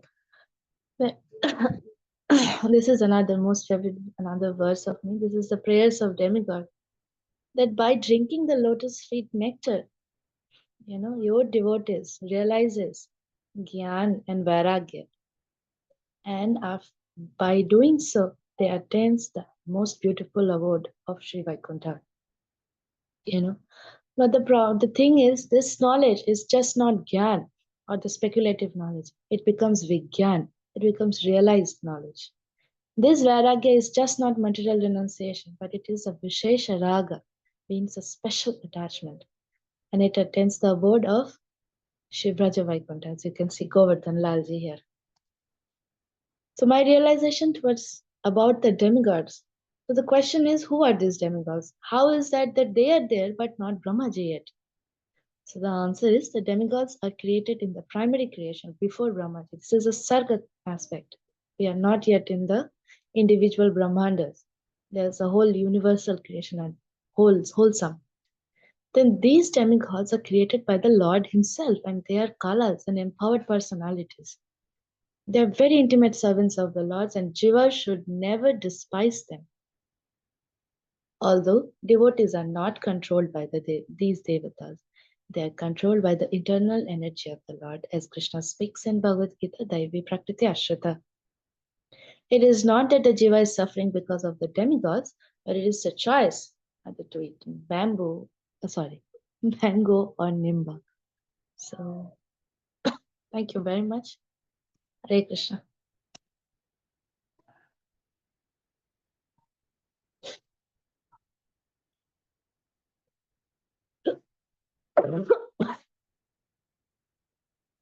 How do you stop the screen sharing, bro?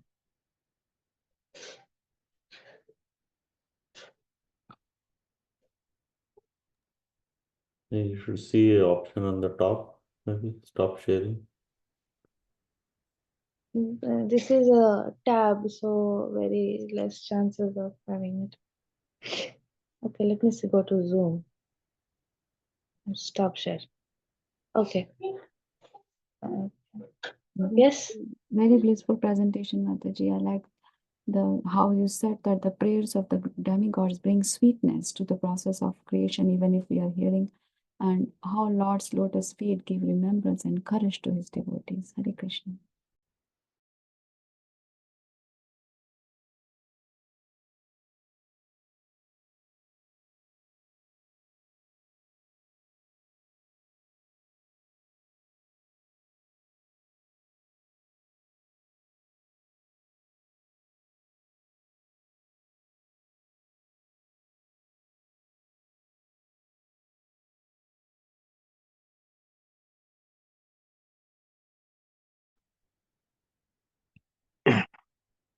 Hare Krishna.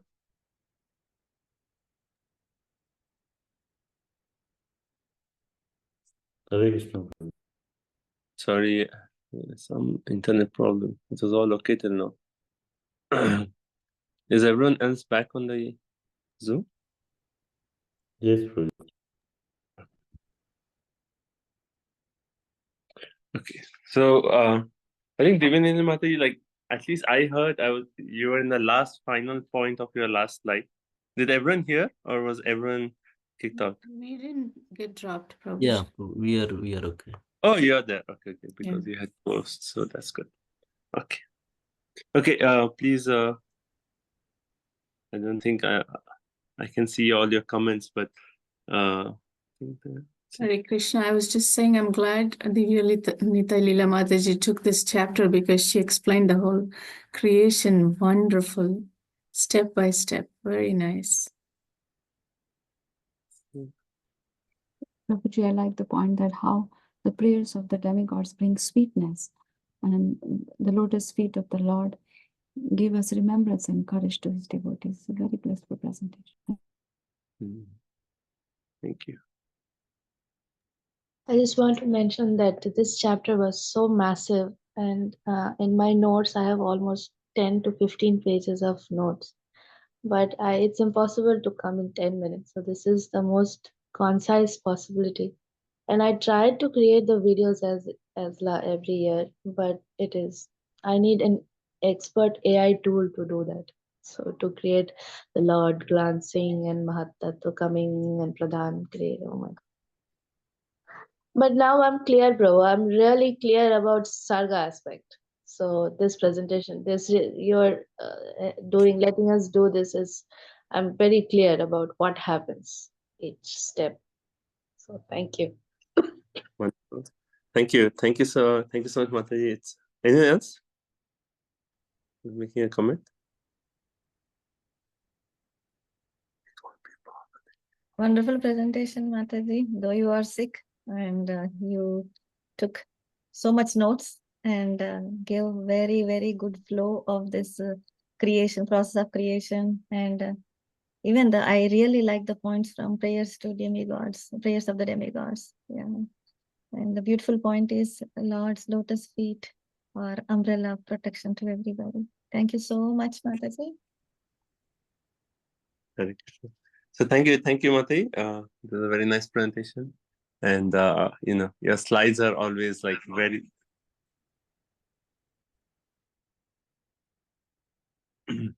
the slides are always like so beautiful and very nicely presented. And I was actually, when I put out the chapter numbers, I was thinking who is going to take chapter 3.5, because that's like the most complicated chapter in terms of the aspects of creation. And I'm very happy you took up the chapter and very nicely explained, starting from Karandakshay Vishnu all the way to all the elements, and showing how everything is happening because of the glance of the Lord. And also a point about what distinguished 2.5 to 3.5, because even in Canto 2, chapter 5, we read a similar presentation on the aspect of the Sarga aspect, and then you brought out the point that here we read the prayers, and that actually makes the presentation so sweet. And we see in the prayers, shelter of the Lord, accepting the shelter of the lotus feet of the Lord is so nicely presented. So very beautiful presentation, and you explain the difficult aspect of creation very nicely, and in spite of your challenge with your throat. So thank you so much. Hare Krishna. Okay. It will make sense for Siddhanta. Yes, Mati, I think it was all very nice. I mean, the point is, as you mentioned, that this can be elaborated to hours and hours of classes, but to make it concise in that 10, 14 minutes of your presentation, I think you did very, very nice. Thank you. Okay, so let's move on. So chapter number 6. Yeah, Hare Krishna, Prabhuji. Yes, Mati. Yeah, I would like to share my PowerPoint presentation. Okay, your co-host now, Mati.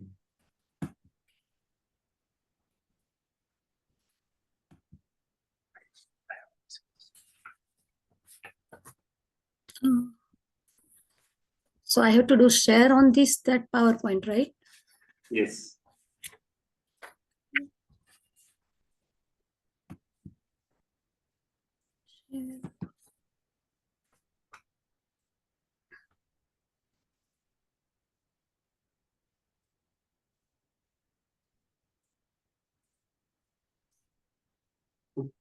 Why they asking something? Anyone with the link can edit? Just send, right? Mataji, like you want to share, right? Yeah, so I click on the share and then it asks me send link. Send link.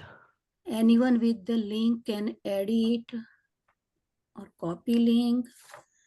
Oh, that is something with your I think your access to your PowerPoint, but I don't think you need to worry about that, because you have already created a presentation.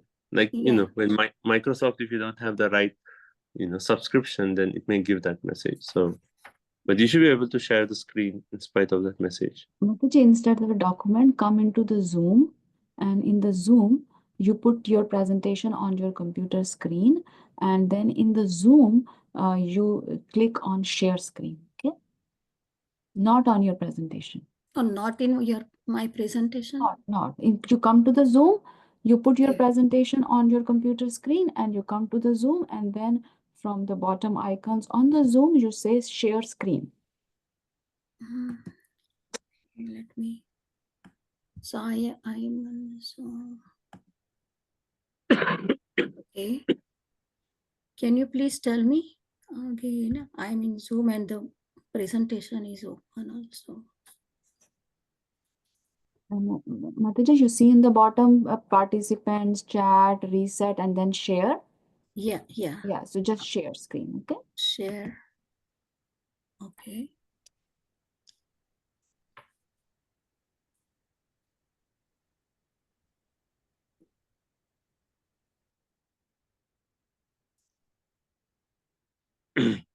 What do you see, Mate? You can keep telling us what you're seeing. So, okay, good. Okay. Can you Now, see?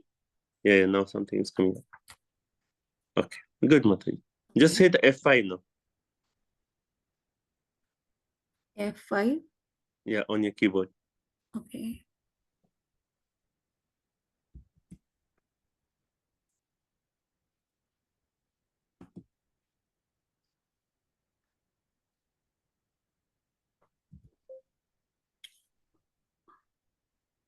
I'm not technical person, but I don't know. Mataji, on your keyboard, go to your keyboard. Yes, yes. On the top, you see F5, just click that. Oh, I'm looking. Okay. F5. Okay. Thank you. Can you see now? Yes, Mate, go ahead. Okay. Okay.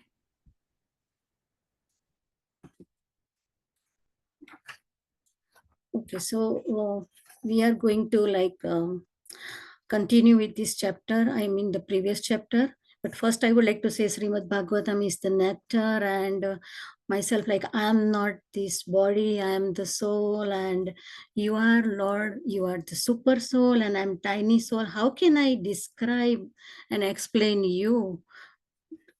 So that is my feeling first. So this one is like chapter. First chapter, this is Canto 3, Chapter 6, Creation of Universe. And Mataji explained regarding the 5th chapter. So I would like to say this is the creation of universe, the Vishwarupa.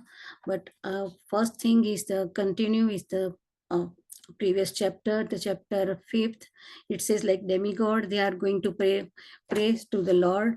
They say like regarding the universe creation, the 23 elements, namely like Mahatattva, Ahankar, 5 tanmatras, 5 gross elements, 10 senses, the mind and existence in an unmixed state. So this creation, this last 5, the 39 to 51, the last slokas is very, very important regarding this chapter 6. So 39, it says like demigod says, "Oh Lord, your lotus feet are like an umbrella for the surrendered soul, protecting them. Great clear-minded sages carried by the wings of the Vedas always search after the nest of your lotus-like face. The lotus feet of the Lord are by themselves the shelter of all places of pilgrimage. The detachment one became pacified." So simply by the hearing about your lotus feet with engagement, devotional service, meditating and engaging with service with and always like once become the enlightened with knowledge and on the strength of the miseries of the material existence. So demigods, they are going to prayer and they'll say, "Oh Lord, you assume the incarnations of the creation, maintenance and dissolutions of the cosmic manifestation, and therefore we all take shelter of your lotus feet. And your lotus feet is like umbrella, so we don't have to worry. We have to just surrender to you." So that is the main thing in Bhagavad Gita, chapter 18 and 61 slok also said the Lord is situated, Lord is everywhere, Lord is in our heart, like Ishvara Sarvabhutana Hriday Arjuna Tishtati. So in Bhagavad Gita, Lord mentioned that Lord is everywhere and Lord is in our heart, and the cosmic creation is working under the influence of the 3 modes of the external potency of the Lord. So you are the original personal founder of the demigods and the order of different gradations. So this one is talking about the previous chapter, the connecting with the 6th chapter. And this the last one is also said, please give us who are created in the beginning from the Mahatattva, the total cosmic energy, your kind directions on how we shall act. Kindly award us your perfect knowledge and potency so that we can render you service in the different departments of subsequent creation. So this is, Now we are, sorry, Prabhuji. Yeah, Mati, are you moving your slides? Because Oh, yeah. So, now, okay. Okay. So this one is like asking Vidurji and Maitreya, but so this is like flow of this chapter. In chapter 6 is like the development. The first first to 10 sloka is the development of the Jainetic universal form, and regarding the creation process of suspended as the Lord sent the coincident energy, the elements, and the Virat Roop manifested, and the 11 to 26 is manifested of the different devatas from the universal form, different devatas, sorry, different devatas appearance with this respective locations are different from the Virat Rupa 27 to 34, development of planets, living entities, and varnas. So 3 planetary systems and their residents. And 30 to 33, the like 4 varnas displayed in that one. And then 35 to 40, it's Maitreya Muni felt unworthy to describe the Lord's unlimited glories. Like no one can estimate the Virat Roop potency. In spite of my inability, I glorify Lord Hari, and highest perfections, sorry, highest perfections simply glorify the hearing the Lord's of the glory. And they even like Devtas, Brahma, and Lord himself also is cannot understand his. So this one is like the 5th chapter I already explained, and this one is the like prayers of the Devta. I just explained that one, like umbrella of the misery, and this all different sloka what it says in the 5th chapter. So this chart is qualified and unqualified, and these prayers also. This one is in and now is the 6th chapter, and the 6th chapter says like universal form. So Maitreya Rishi says, and the first sloka and the second sloka is very important, like Kala Sagnam Tadan Devi Vibrancham Murakrama Trayovinshanti Tatvanam Ganam Yoga Padavishad. So first one, he says the Rishi Maitreya said the Lord lotus feet, we have to surrender that. So thus heard about the suspension of the progressive creative functions of the universe due to non-combination of his potencies such as Mahatattva.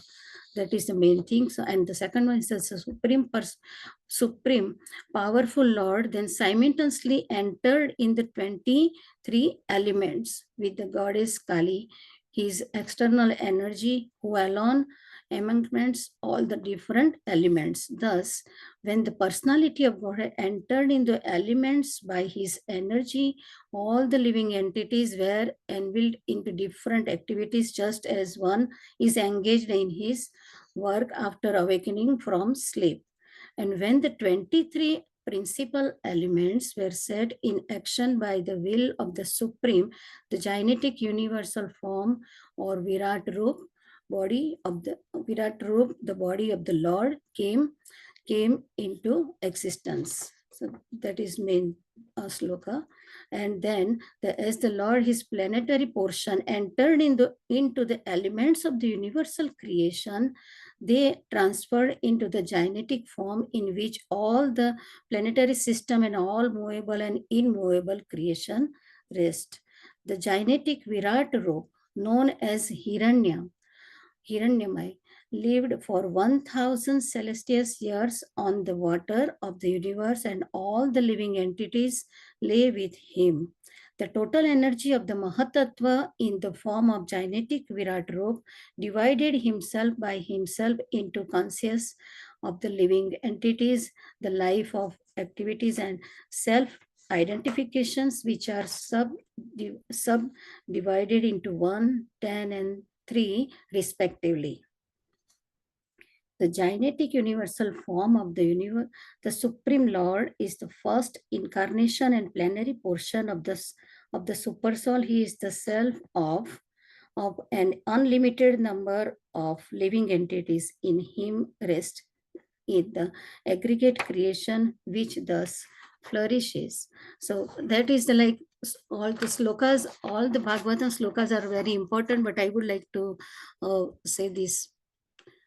So this is the main things, and so 110 and 110 and 3, that is these are the Lord Karanodakshai Vishnu remembering the prayers of the Devtas, and so the creative functions suspended elements in an unmixed state. He sent his Vihartha Shakti, Bahyarsa Shakti, and which amalgamates all the elements and forms and a golden universal egg. A golden universal egg like a fetus with all the living entities reside for 1,000 celestial years on the Karan ocean. Lord Garbhodakshai Vishnu entered that golden universal egg and gave it life. All the living entities, including the Devtas, were enveloped as it awakening from sleep. The Virat Purush differentiated into the functioning universe consisting of 3 Shaktis, which are subdivided into 1, 10, and 3 respectively, Jiva Shakti, Prana Shakti, and Atma Shakti. So see, this one is like Adhyatma, Adi Bhuta, and Adi Deva. And these are like in the 10th sloka it says like life are like prana, apan, saman, udan, vyan, and all this detail in this chapter. Like for example, like pran through the nose is breathing, and like vyan total or circulations through the body. So this is in this chapter, and the second like 11 to 26 is like manifestation of different devtas from the universal form. Like hear from me how the Lord separated himself into the forms of the devtas, and this one 12 to 26, this is like this verses describes when the different locations Adhisthana, the Adibhuta aspect, I mean mouth, are generated in the universal form which preceding deity. Adideva, the Agni, and will reside very along with its sense organ. Adhyatma is like voice, what is the sense object in the action of the organ, and express himself in the word. So this is like this slide, it says like gross organ manifested in the Virat Roop, the like sense devtas, Adi Devta, and all these in details like sense objects or tanmatra exist only for the 5 knowledge senses and not for the action senses. For example, like here, like says like a gross organ, it's like mouth, and then in the controlling deity is the like Agni, and subtle sense organ like voice. So all this detail here in this chapter. For example, like eyes, so eyes for like the Devta is Surya, eyesight, like Chakshu, we can see to see various forms. We have to see nothing material world, but the Lord we have to see. And ears, like that, the all the devtas and everything hearing, and to hear from the sound, and we have to hear the Srimad Bhagavatam, and this is like in like 5 senses like sight, eyes, and nose, ears, tongue, and hands, and what it does like see, smell, hear, taste, and touch, like this is the same thing. And it's a continue with this one also. For example, like hands, so hands, the devta is like Indra, and the hands which performs buying and selling transcendental business for the one's livelihood. And the legs, we like who is devta, and so devta is like Vishnu, Upendra, and so feet, and feet should be like move to like destination, like Prabhuji did, like go to the Vrindavan right now, so go to the temple and all this, like so that is here. And in so all these different like material ego, so Rudra Devta is there, and partial activities like self identification, transcendental of objective action. So all this here. So this one is like 27 to 34. It says like development of planets and living entities of Varna development. Like for living entities, like from the Virat Rupa. So in how it manifested and how it works, like from here. So heavenly planets there, and for Devtas who are in the Sattva Gun, legs, so earthly planets, human beings who are in the Rajogun, and abdomen, the sky, and sorry, associate of Rudra who are in Tamoguna. And Mate, it's 13 minutes, so we can quickly finish. oh, yeah, sorry. So this one is 30 to 33. It says manifestation of the Varnas. So like all different Varnas are there from Virat Rupal, how manifested and what is the role for that one, like mouth. So mouth is for Vedic wisdom and for like natural teachers and spiritual master. Arms for the power of like Kshatriya. First is the Brahmana, Kshatriya, Vaishya and Shudra. It's like from thigh, so Vaishya, and the legs from the Shudra, and what their role is to satisfy the Lord in the service. So all Varnas are there, like 4 Varna. And this is like from Bhagavad Gita, Vishwarupa Darshan, but Lord showed to Arjuna. And this is like in this Vishwarupa and universal form, everything is in Lord. And the 35 to 40, the last one is the Maitreya Muni felt unworthy to describe. He said like, even the Vedas say like neti, neti, no one can describe the Lord. So 35 say, who can estimate the transcendental time or potency of the genetic form of the manifested of the Lord's internal potency. So glorification is like, even like Brahmaji also, he cannot describe. And the highest perfection gain is to glorify the pious actor in the highest perfectional gain of human speech. The Lord's activities are nicely put. So here, like in the last one, it says like Maitreya Muni say, is very hard to describe. We cannot describe this one. And Lord is like inconceivable. And the Brahmaji, Lord himself also, self-sufficient Lord also himself cannot know who, then what to speak of others. And the last one is the simply offer respects like words, minds, ego, and their respective devtas could not know the Lord. Therefore, we simply have to offer respectful obeisances unto him. And so for this is the end of this chapter, and my realization is as in the second canto in Bhagavatam, it says like Chatushloki Bhagavatam, Lord is like Sarvatra, Sarvada, Lord is everywhere. We have to just obeisances to Lord, we have to do devotional service and follow the Shastra. So that is my presentation. Thank you. Thank you, Mate. Thank you so Hare much. Krishna. Please, you can stop sharing your screen. Okay. If devotees' comments, you'd like to. How can I stop? I can stop share. Okay, find it.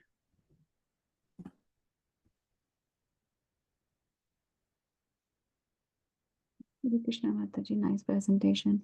I like that how everything is possible by the mercy of the Lord. Our intelligence, our mind, everything is controlled by the Lord. So all we can do is to offer respectful obeisance. Hare Krishna. Hare Krishna, Prabhuji. Mataji. Okay. So thank you, Mate. So it was you basically went through our Subodhini as the reference, and it's good to use as a reference. And those books are actually given so that we can use that as to refer through the entire chapter. I would say it is when you're doing the presentation again, relating like it's good not to like my point is like it's good not to read through the slides. Like as soon as we start reading through the slides, then we lose interest of our audience. So it is best to have like how you went through, like you basically put the Subodhini chapter, but you could have this taken like one section and say, okay, in this section, I'm going to explain this point and just focus point. So it's good to just to make it more impactful. You can just mention key points and not read through the slides, because as soon as we start reading, we may lose the attention of the audience. Yeah, I thought maybe very important, like first 8 to 10 slokas. So I would like to read. So that's why. And another thing, Prabhuji, actually, my eyes, it's like cataracts on the way. So it's very hard, so blurry. It is very hard to make this presentation. Yes. So we certainly appreciate all your effort, doing the presentation and everything. It was, and certainly this chapter is, one of the more technical chapters of the Bhagavata. Like 3.5, we had the aspect of the Sarga aspect, but continuing along that, it was quite a technical presentation. And, thank you for taking up this difficult chapter. So thank you for that. And thank you for all your efforts. But for next time, please try to have it so that you don't read. And, and the point is, as soon as we are not reading, we are just like speaking. Yes. Krishna inspires us from within to say beyond the points that we are even thinking. It's really very amazing to see how Krishna speaks through us. So hence I'm again repeating the point, not to read from the slides. So, but thank you for all your efforts and everything you did. Thank you so much. Hare Krishna. Prabhu, in this chapter, I remember you mentioning that what is the desire of the Aptakamaji Lord? What could be the desire of the Lord, who is himself an Aptakam? He doesn't have any desire.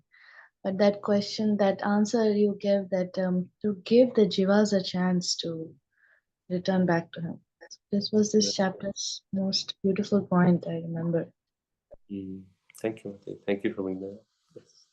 The last few sections Mati presented, that last 35 to 40, that is something that's really like so wonderful, that in spite, having that mood that, and Mata, you started off with that point that, what is our ability to glorify the unlimited Lord? But still we should do it. Why? Otherwise, what is the purpose of a tongue? Otherwise, a tongue is useless if we don't glorify it. So that was very nice. So thank you, Mata, for bringing that up. Okay, let's move on. So let's see the time. Okay, we have 25 minutes, right? So maybe we can do 2, that's okay. And then remaining would be next week. So Karuna Purna Shakti Mati? Yes. I've got some, I do, they're a mess, but we'll use them anyway. Okay, I'll make it co-host.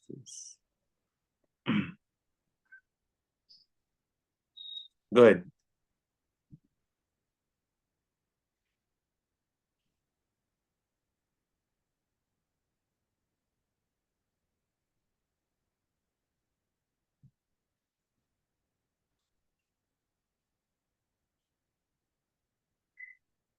You can see your screen. Okay. The chapter I took on was, first of all, I want to apologize to all the devotees. I'm going to do my best. I got really engrossed in just a certain section of the chapter. And so the last parts of the chapter, I had to put it together. So please accept my apologies. But the chapter that I selected was the third, chapter 7, Further Inquiries by Rydora. And so chapter 6 ends with my Mantrotara saying that he can't understand, he can't even begin to estimate the length and breadth of the Supreme Lord. When you look at the universal form of the Lord, there's no way you can truly understand it. But he wanted to describe whatever he'd heard and understood. And he said that's really all we can do in any attempt, is share what we've heard to the best of our ability. And why are we doing this? Because we want to glorify the Lord. And the highest perfection of life is to discuss the glories of the Lord and to use our ears to hear them. And this is going to come up again at the very end of the chapter, in the very end of chapter 7. Chapter 7 begins with us learning about how Rydora inquired from Maitreya. It said that he required it in a pleasing manner. A lot of times when we ask questions in class or something, it's not because we really want to know, but we like to hear our own self speak. So I think one of the things Prabhupada mentioned in the purports is how to inquire from the spiritual master and how to ask these questions. I'm sorry for stumbling. Chapter 7 is broken up into about six sections. The first sections includes Vidura inquiring about the Lord and the living entity, or the Ishvara and the Jivas. Some of the questions he asked were, is the Lord influenced by the material energy? When Krishna appears as his incarnations, or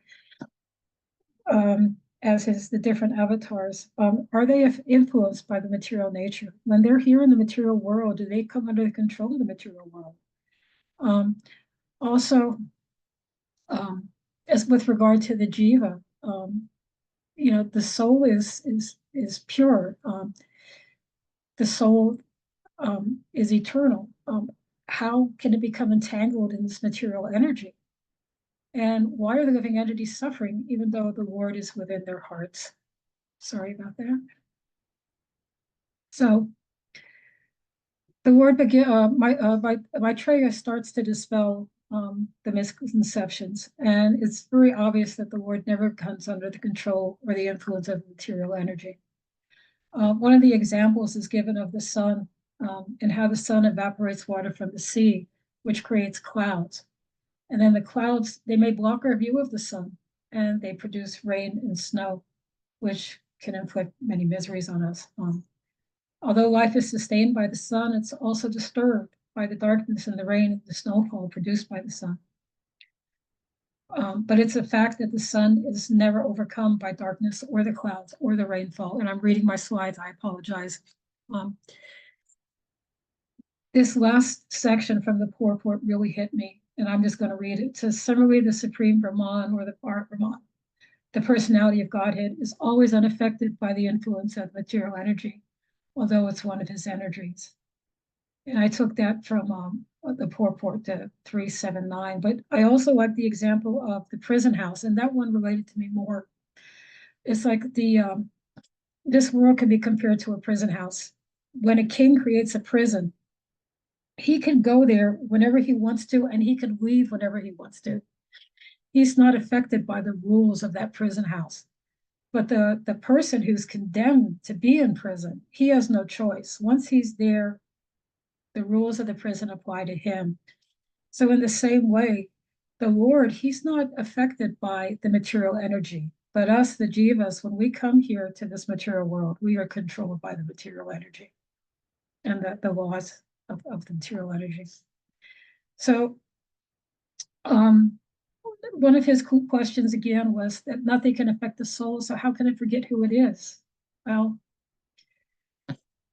how is the soul suffering when the Lord's within our hearts?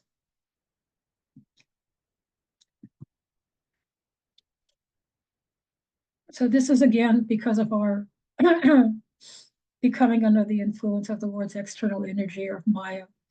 One of the analogies is of one's having his head cut off.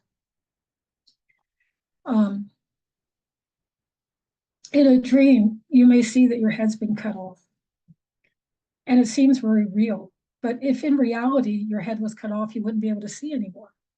Okay, so it's really an illusion. And it's sort of like when we come here and we think that, oh, we are God, we are the controller of everything.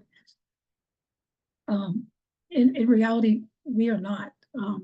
If we were the controller, we would not be under the impact of Maya.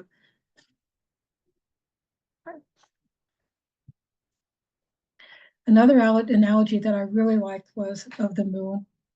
And this one made a lot of sense to me. It's like when I look up at the sky and I see the moon, it's very, very still. But if you see the reflection of a moon in a river, it's quivering. So in the same way, the Lord is compared. The Lord is like the moon in the sky, and we're compared to that reflection of the moon in the material world. Our pain comes from the fact that we're associated. We think that what we're seeing here is real.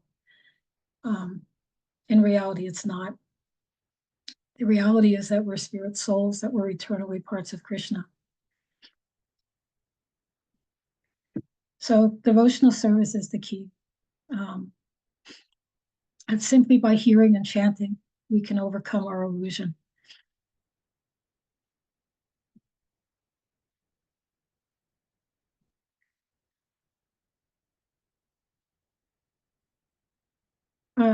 Please accept my apologies. I'm not sure how to proceed. But in Vidura, when Vidura hears the explanations of Maitreya about the Lord and the living entity, he becomes free of doubt and he wants to share his heart. He wants to share what he has heard and his realizations. And basically, he's saying that he's convinced that the jiva's disturbance is due to Maya. It's due to his accepting this material world, accepting this illusion as reality.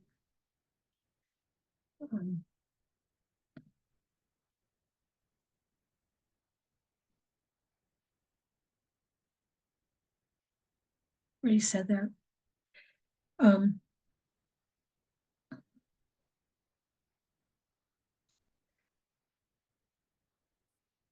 Vidura continues with asking a lot of additional questions, questions that'll be answered not just in other chapters of the Srimad Bhagavatam.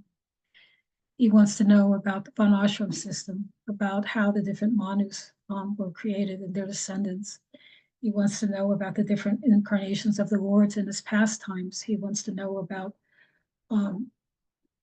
how the living entities move according to the modes of material nature.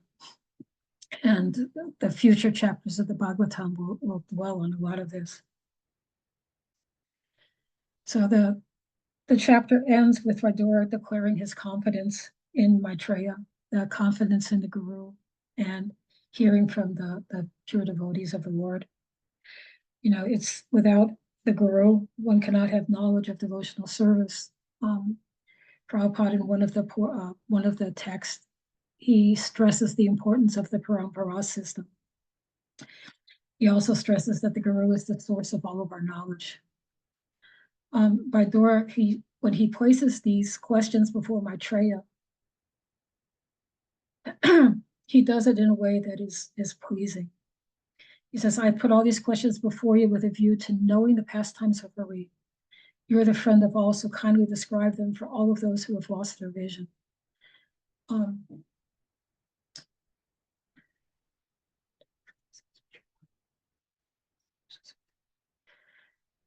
Prabhupada, in one of the purports here at the end, he says the highest perfection work of charity is to give people in general immunity from the anxieties of material existence. And this can be done only by performing activities in devotional service. And this is the greatest welfare of all, is presenting this knowledge to the living entities and the people of the world. So Maitreya is capable of explaining all of this. And Vidura, he was enlivened by Maitreya's questions. And that's what we want to do too, is when we're inquiring of our Guru, when we're inquiring of our spiritual master, we should inquire in the mood of Vidura. And our questions should inspire our spiritual master. And that's where I'd like to end. Thank you for putting up with this presentation. It was not done very well because I focused too much on one area and not enough on the rest. But thank you. Hare Krishna. Thank you so much, Mati. Please can bring up your comments on the screen. Krishna Mataji, thank you so much. I like that how you put the key points on the side, on the left side, and highlighted them. I like that how highest perfection of life is to hear the glories of the Lord. Devotional service is the key, and the source of all knowledge is the Guru and the pure devotees. The importance of Parampara system. Hare Krishna. Thank you so much.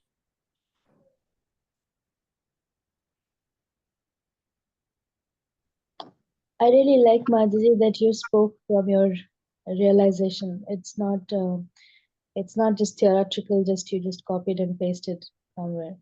It's very much your experience, your dedication to your guru. It's very much evident when you speak, not just read. So thank you, Mataji. Wonderful. Thank you. So thank you so much, Mati. It was actually a very nice presentation. You were apologizing, but I really like the whole flow, and also the key points. The questions the two main questions that Vidura asked about the personality of God, that when He comes down, and about us Jiva, they are like so important questions, and you put up both the questions and the way you answer through the examples. It gave us a really good, overview of the key section of the chapter, and then the questions are there, and then finally you came to the point about the mood of asking questions, and that was very, very nice, very practical point. So it was a very nice presentation. Thank you so much. And as Divanita and Ninamati made the point that when you speak, it's like your deep realizations over your decades of service actually comes out. So thank you so much. Hare Krishna. Hare Krishna. Thank you. Okay, we'll have one last presentation and then we'll end for today. So Ratnadita will do the presentation.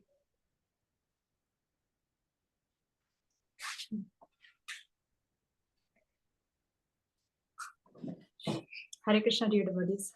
Please send my humble wishes. Closest Srila Prabhupada. So happy to be here with all of you. And I wasn't able to come up with a PowerPoint presentation, but I'll just speak about the chapter. And I just want to say just seeing all of your presentations, it was so touching to see how much work you all put into it. Like each chapter, like really churning the essence, and it was really, really sweet to see that. So thank you so much. So the chapter 8 is called The Manifestation of Brahma from Garbhodakshai Vishnu. So as Karuna Punashakti Mataji was explaining, at the end of chapter 7, Vidura says to Maitreya, actually your answers are so wonderful that I'm feeling so enlivened. Your answers will provide immunity from all miseries. And he's sharing his confidence in Maitreya and saying, I will gain all knowledge by serving you and by hearing from you. And at the beginning of chapter 8, Maitreya acknowledges Vidura's devotion and describes how he received the knowledge. So what I liked about this is how when the speaker and the hearer are talking, it's not just exchange of information, but there's actually a sweet exchange of love between the speaker and the audience, and how Vidura's appreciating Maitreya, and now Maitreya is going to appreciate Vidura. So Maitreya responds and he says, actually, I am very fortunate because I have your association. You were born in the family of the Puru dynasty, who all descended from Krishna. And you're all, your whole family has been so devoted to Krishna. And because of your attempts to hear about Krishna, I'm able to speak about Krishna. Because of your attempts, the garland of the Lord's glories, which is called Ajita Kirti Mala, is becoming newer and newer at every moment. And so now I will speak Srimad Bhagavatam for the benefit of all people who want happiness, but they go through great suffering to get that happiness. And this is an answer to a question that Vidura had asked in chapter 5, that why do people, how do people really get true happiness?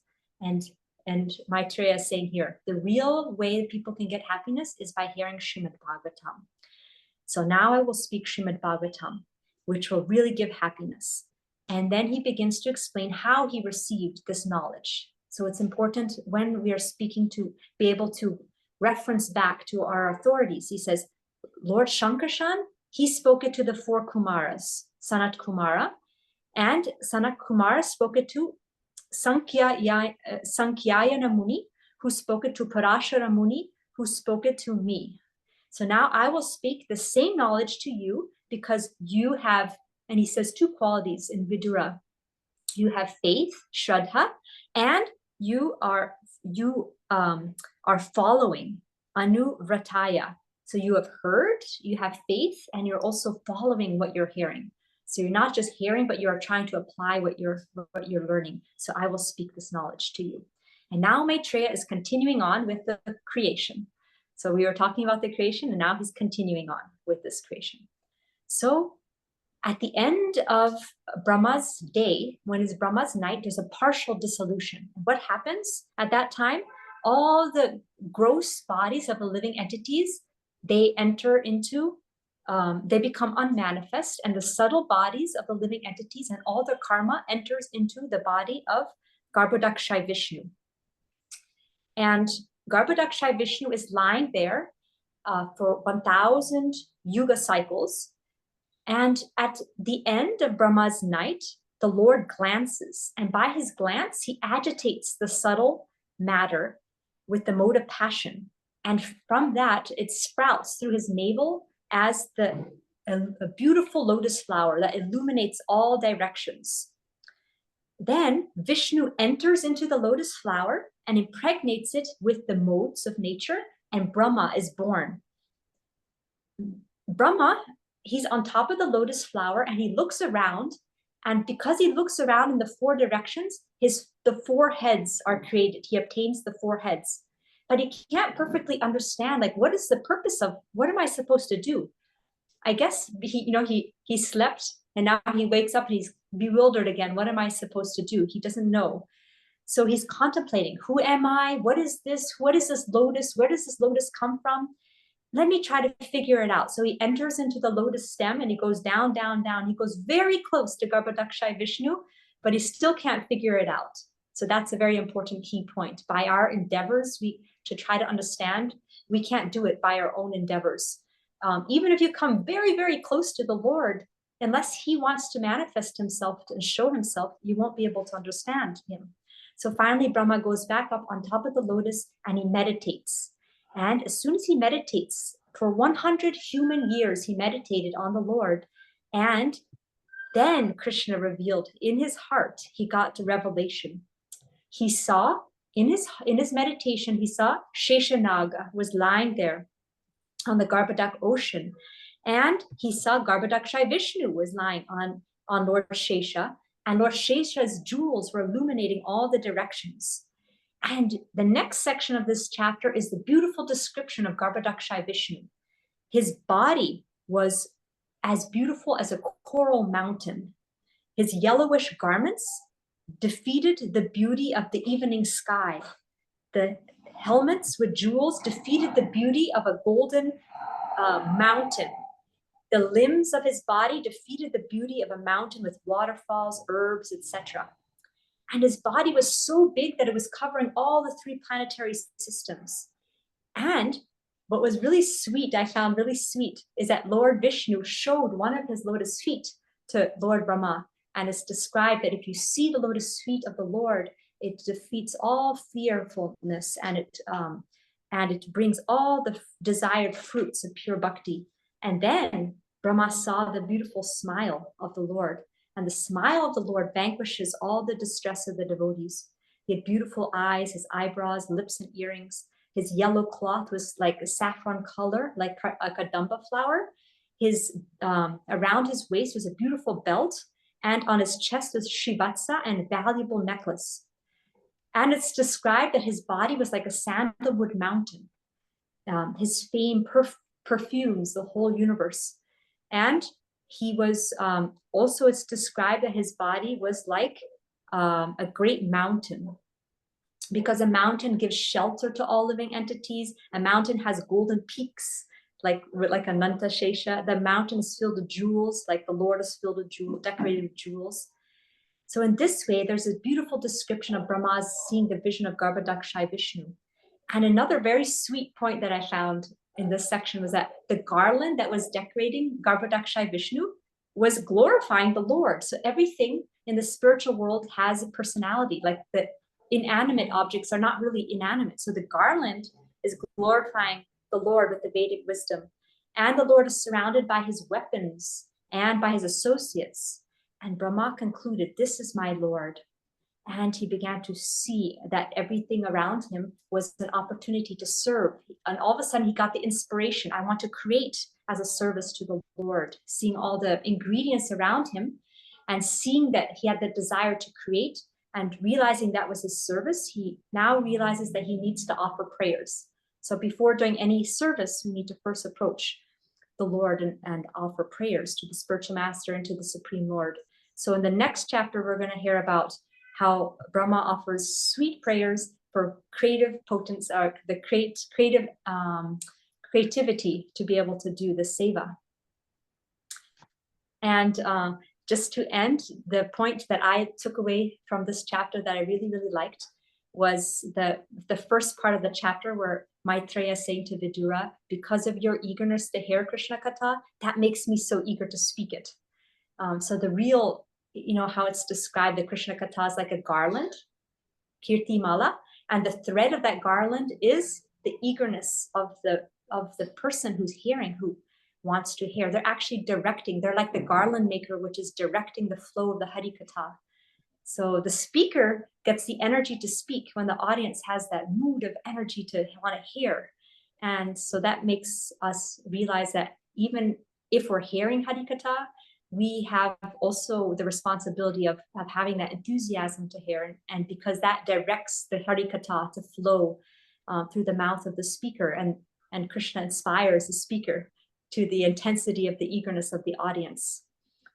And I also like the point where Maitreya says to Vidura, because you have faith and because you're following, that makes me want to, you've heard and you're constantly meditating on what you've heard and trying to apply it. So that makes me want to explain more. And as we've heard, there's 5 aspects: Shravanam, which is hearing; Mananam, which is reflecting; Nidhyasanam, which means how to apply it in my life. Then Vandanam means offering a prayer to the Lord, please help me to apply this in life. And Kirtanam means finally sharing what we've learned with others. We try our best to digest what we heard and then share it with others. And the more we share, the more we're empowered to speak. So in this way, I was most inspired by the sweet exchange between Vidura and Maitreya, which is like the garland maker. And the garland, it's just the wonderful, the eagerness of the hearer and the speaker, how it creates such a beautiful exchange of knowledge. And the beauty of Garbhodakshaya Vishnu is also a wonderful description here. And I look forward to hearing the next part, which is chapter 9, which is the prayers of Lord Brahma for creative potency. Hare So thank Krishna, you. Mataji. Hare So Krishna. beautiful. Mataji, are there any the verses you like out of this? We'd love to hear your verse chanting. Yes, the first one. Maitreya Vacha Satsevaniyo Batapuru Vamsho Lalo Kapalo Bhagavat Pradhanaha Babhuvite Dhajita Kirtimalam Pade Pade Nutana Yasya Bhikshanam. The great sage Maitreya Muni said to Vidura, the royal dynasty of King Puru is worthy to serve the pure devotees because all the descendants of that family are devoted to the personality of Godhead. You are also born in that family, and it is wonderful that because of your attempt, the transcendental pastimes of the Lord are becoming newer and newer at every moment. Hare Krishna. Hare Krishna, Mataji. Thank you so much. Thank you. Thank you. Hare Krishna, Mataji. There was no need of a PowerPoint presentation, of no need for any slides. You beautifully brought everything in front of our eyes. And, like our eagerness to hear has become, was increased by the way you presented. And also I am so, like the way I presented, how bad it was. I realized how bad it was. And I learned a lot from your presentation, Mataji. Thank you so much. And also very nice to see you. Thank you so much. Thank you. Hare Krishna. Mataji, I really liked about when you said that how the garland is conscious. I was thinking that is the point that I also thought in this chapter is when we are making the garlands for the deities, it may look material to us, flowers, but when Krishna is wearing, all the words of Samavedas are coming out. So that's, we cannot hear it. When the Lord reveals, then only, Thank you, Madhuri. Thank you so much, Mataji. Hare Krishna Mataji. Good to see you. Wonderful, wonderful presentation. As Vijay Radhika Mataji is saying, we don't need a PowerPoint presentation. We can see, and I love the way you are giving the beautiful description of Garbhodakshay Vishnu. We can visualize Garbhodakshay Vishnu. Thank you so much. And our sincere endeavors with eagerness is the thread of a government. And the last point is sharing is caring. Yeah, thank you. Spreading the knowledge. Yes. Hare Krishna. Thank you so much. Hare Krishna Mataji, so good to see you, missing your association. And what a nice presentation. I like that how you reminded that if we hear something after Shravanam, we do Mananam, we reflect on what we have heard, and then we think how we can apply it, Nididhyasanam, and finally the Vandanam, the prayers. So before offering any service, we should offer prayers. Hare Krishna. Hare Krishna. Thank you.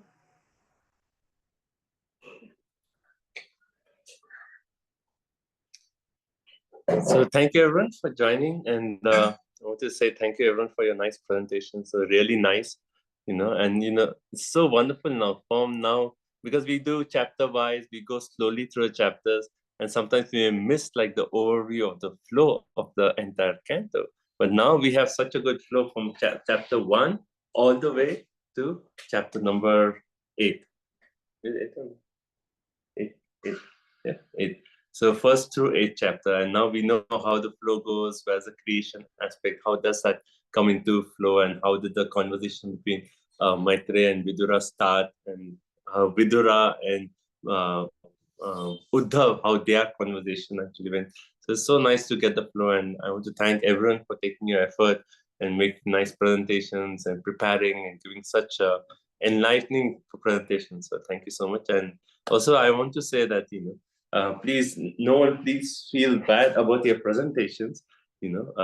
Everyone, finally Krishna sees our effort. So what all effort you have done in your presentation, Krishna is already pleased with your efforts. I apologize for making some points of feedback. Just I'm doing my service of some points that we can improve in our presentation. So if those points are helpful for you, you can please take that. Otherwise, please accept my apology for making those points. But thank you so much, everyone. It was so wonderful presentations and very, very amazing. And so nice to hear all of you. It's I feel like every week you have to torture hearing me. But now I'm appreciating how much nectar you all have to give. So it's so nice. So thank you so much. Okay, so we'll stop here. And then we'll continue next week, chapter 3 all the way to 14. Oh, sorry. Yeah. Chapter 9 all the way to 14. Okay. Thank you all so much. We'll end here. Srimad Bhagavatam ki jai, Srila Prabhupada ki jai, Vancha Kalpatarubhyasya Kripa Sindhubhya Evacha Patitanam Pavanebhyo Vaishnavibhyo Namo. And also, devotees, if you like to share your presentations on the chat, you can do that, because that's nice that we can save those presentations and we will have the overflow. So if everyone can kindly share your presentations on the WhatsApp group. Prabhu, you have created a Google Drive. Yeah, I know there's a Google Drive also. So we can repost that link. So you can put it in a Google Drive. We have the presentation still from last time. So I'll post that link. So you can put it on Google Drive, and you can also post it on the group also. Okay. Anything else? Yes. Anyone? Prabhu? Are you still in Vrindavan, Prabhu? No. We actually just came back today morning from Vrindavan. But we'll go back after next Monday. We'll be going. So you are going back to Vrindavan again, Prabhuji? Yeah. Yeah. We'll go back over. Yeah. Hari Bol. Fortunate souls. Hare Krishna.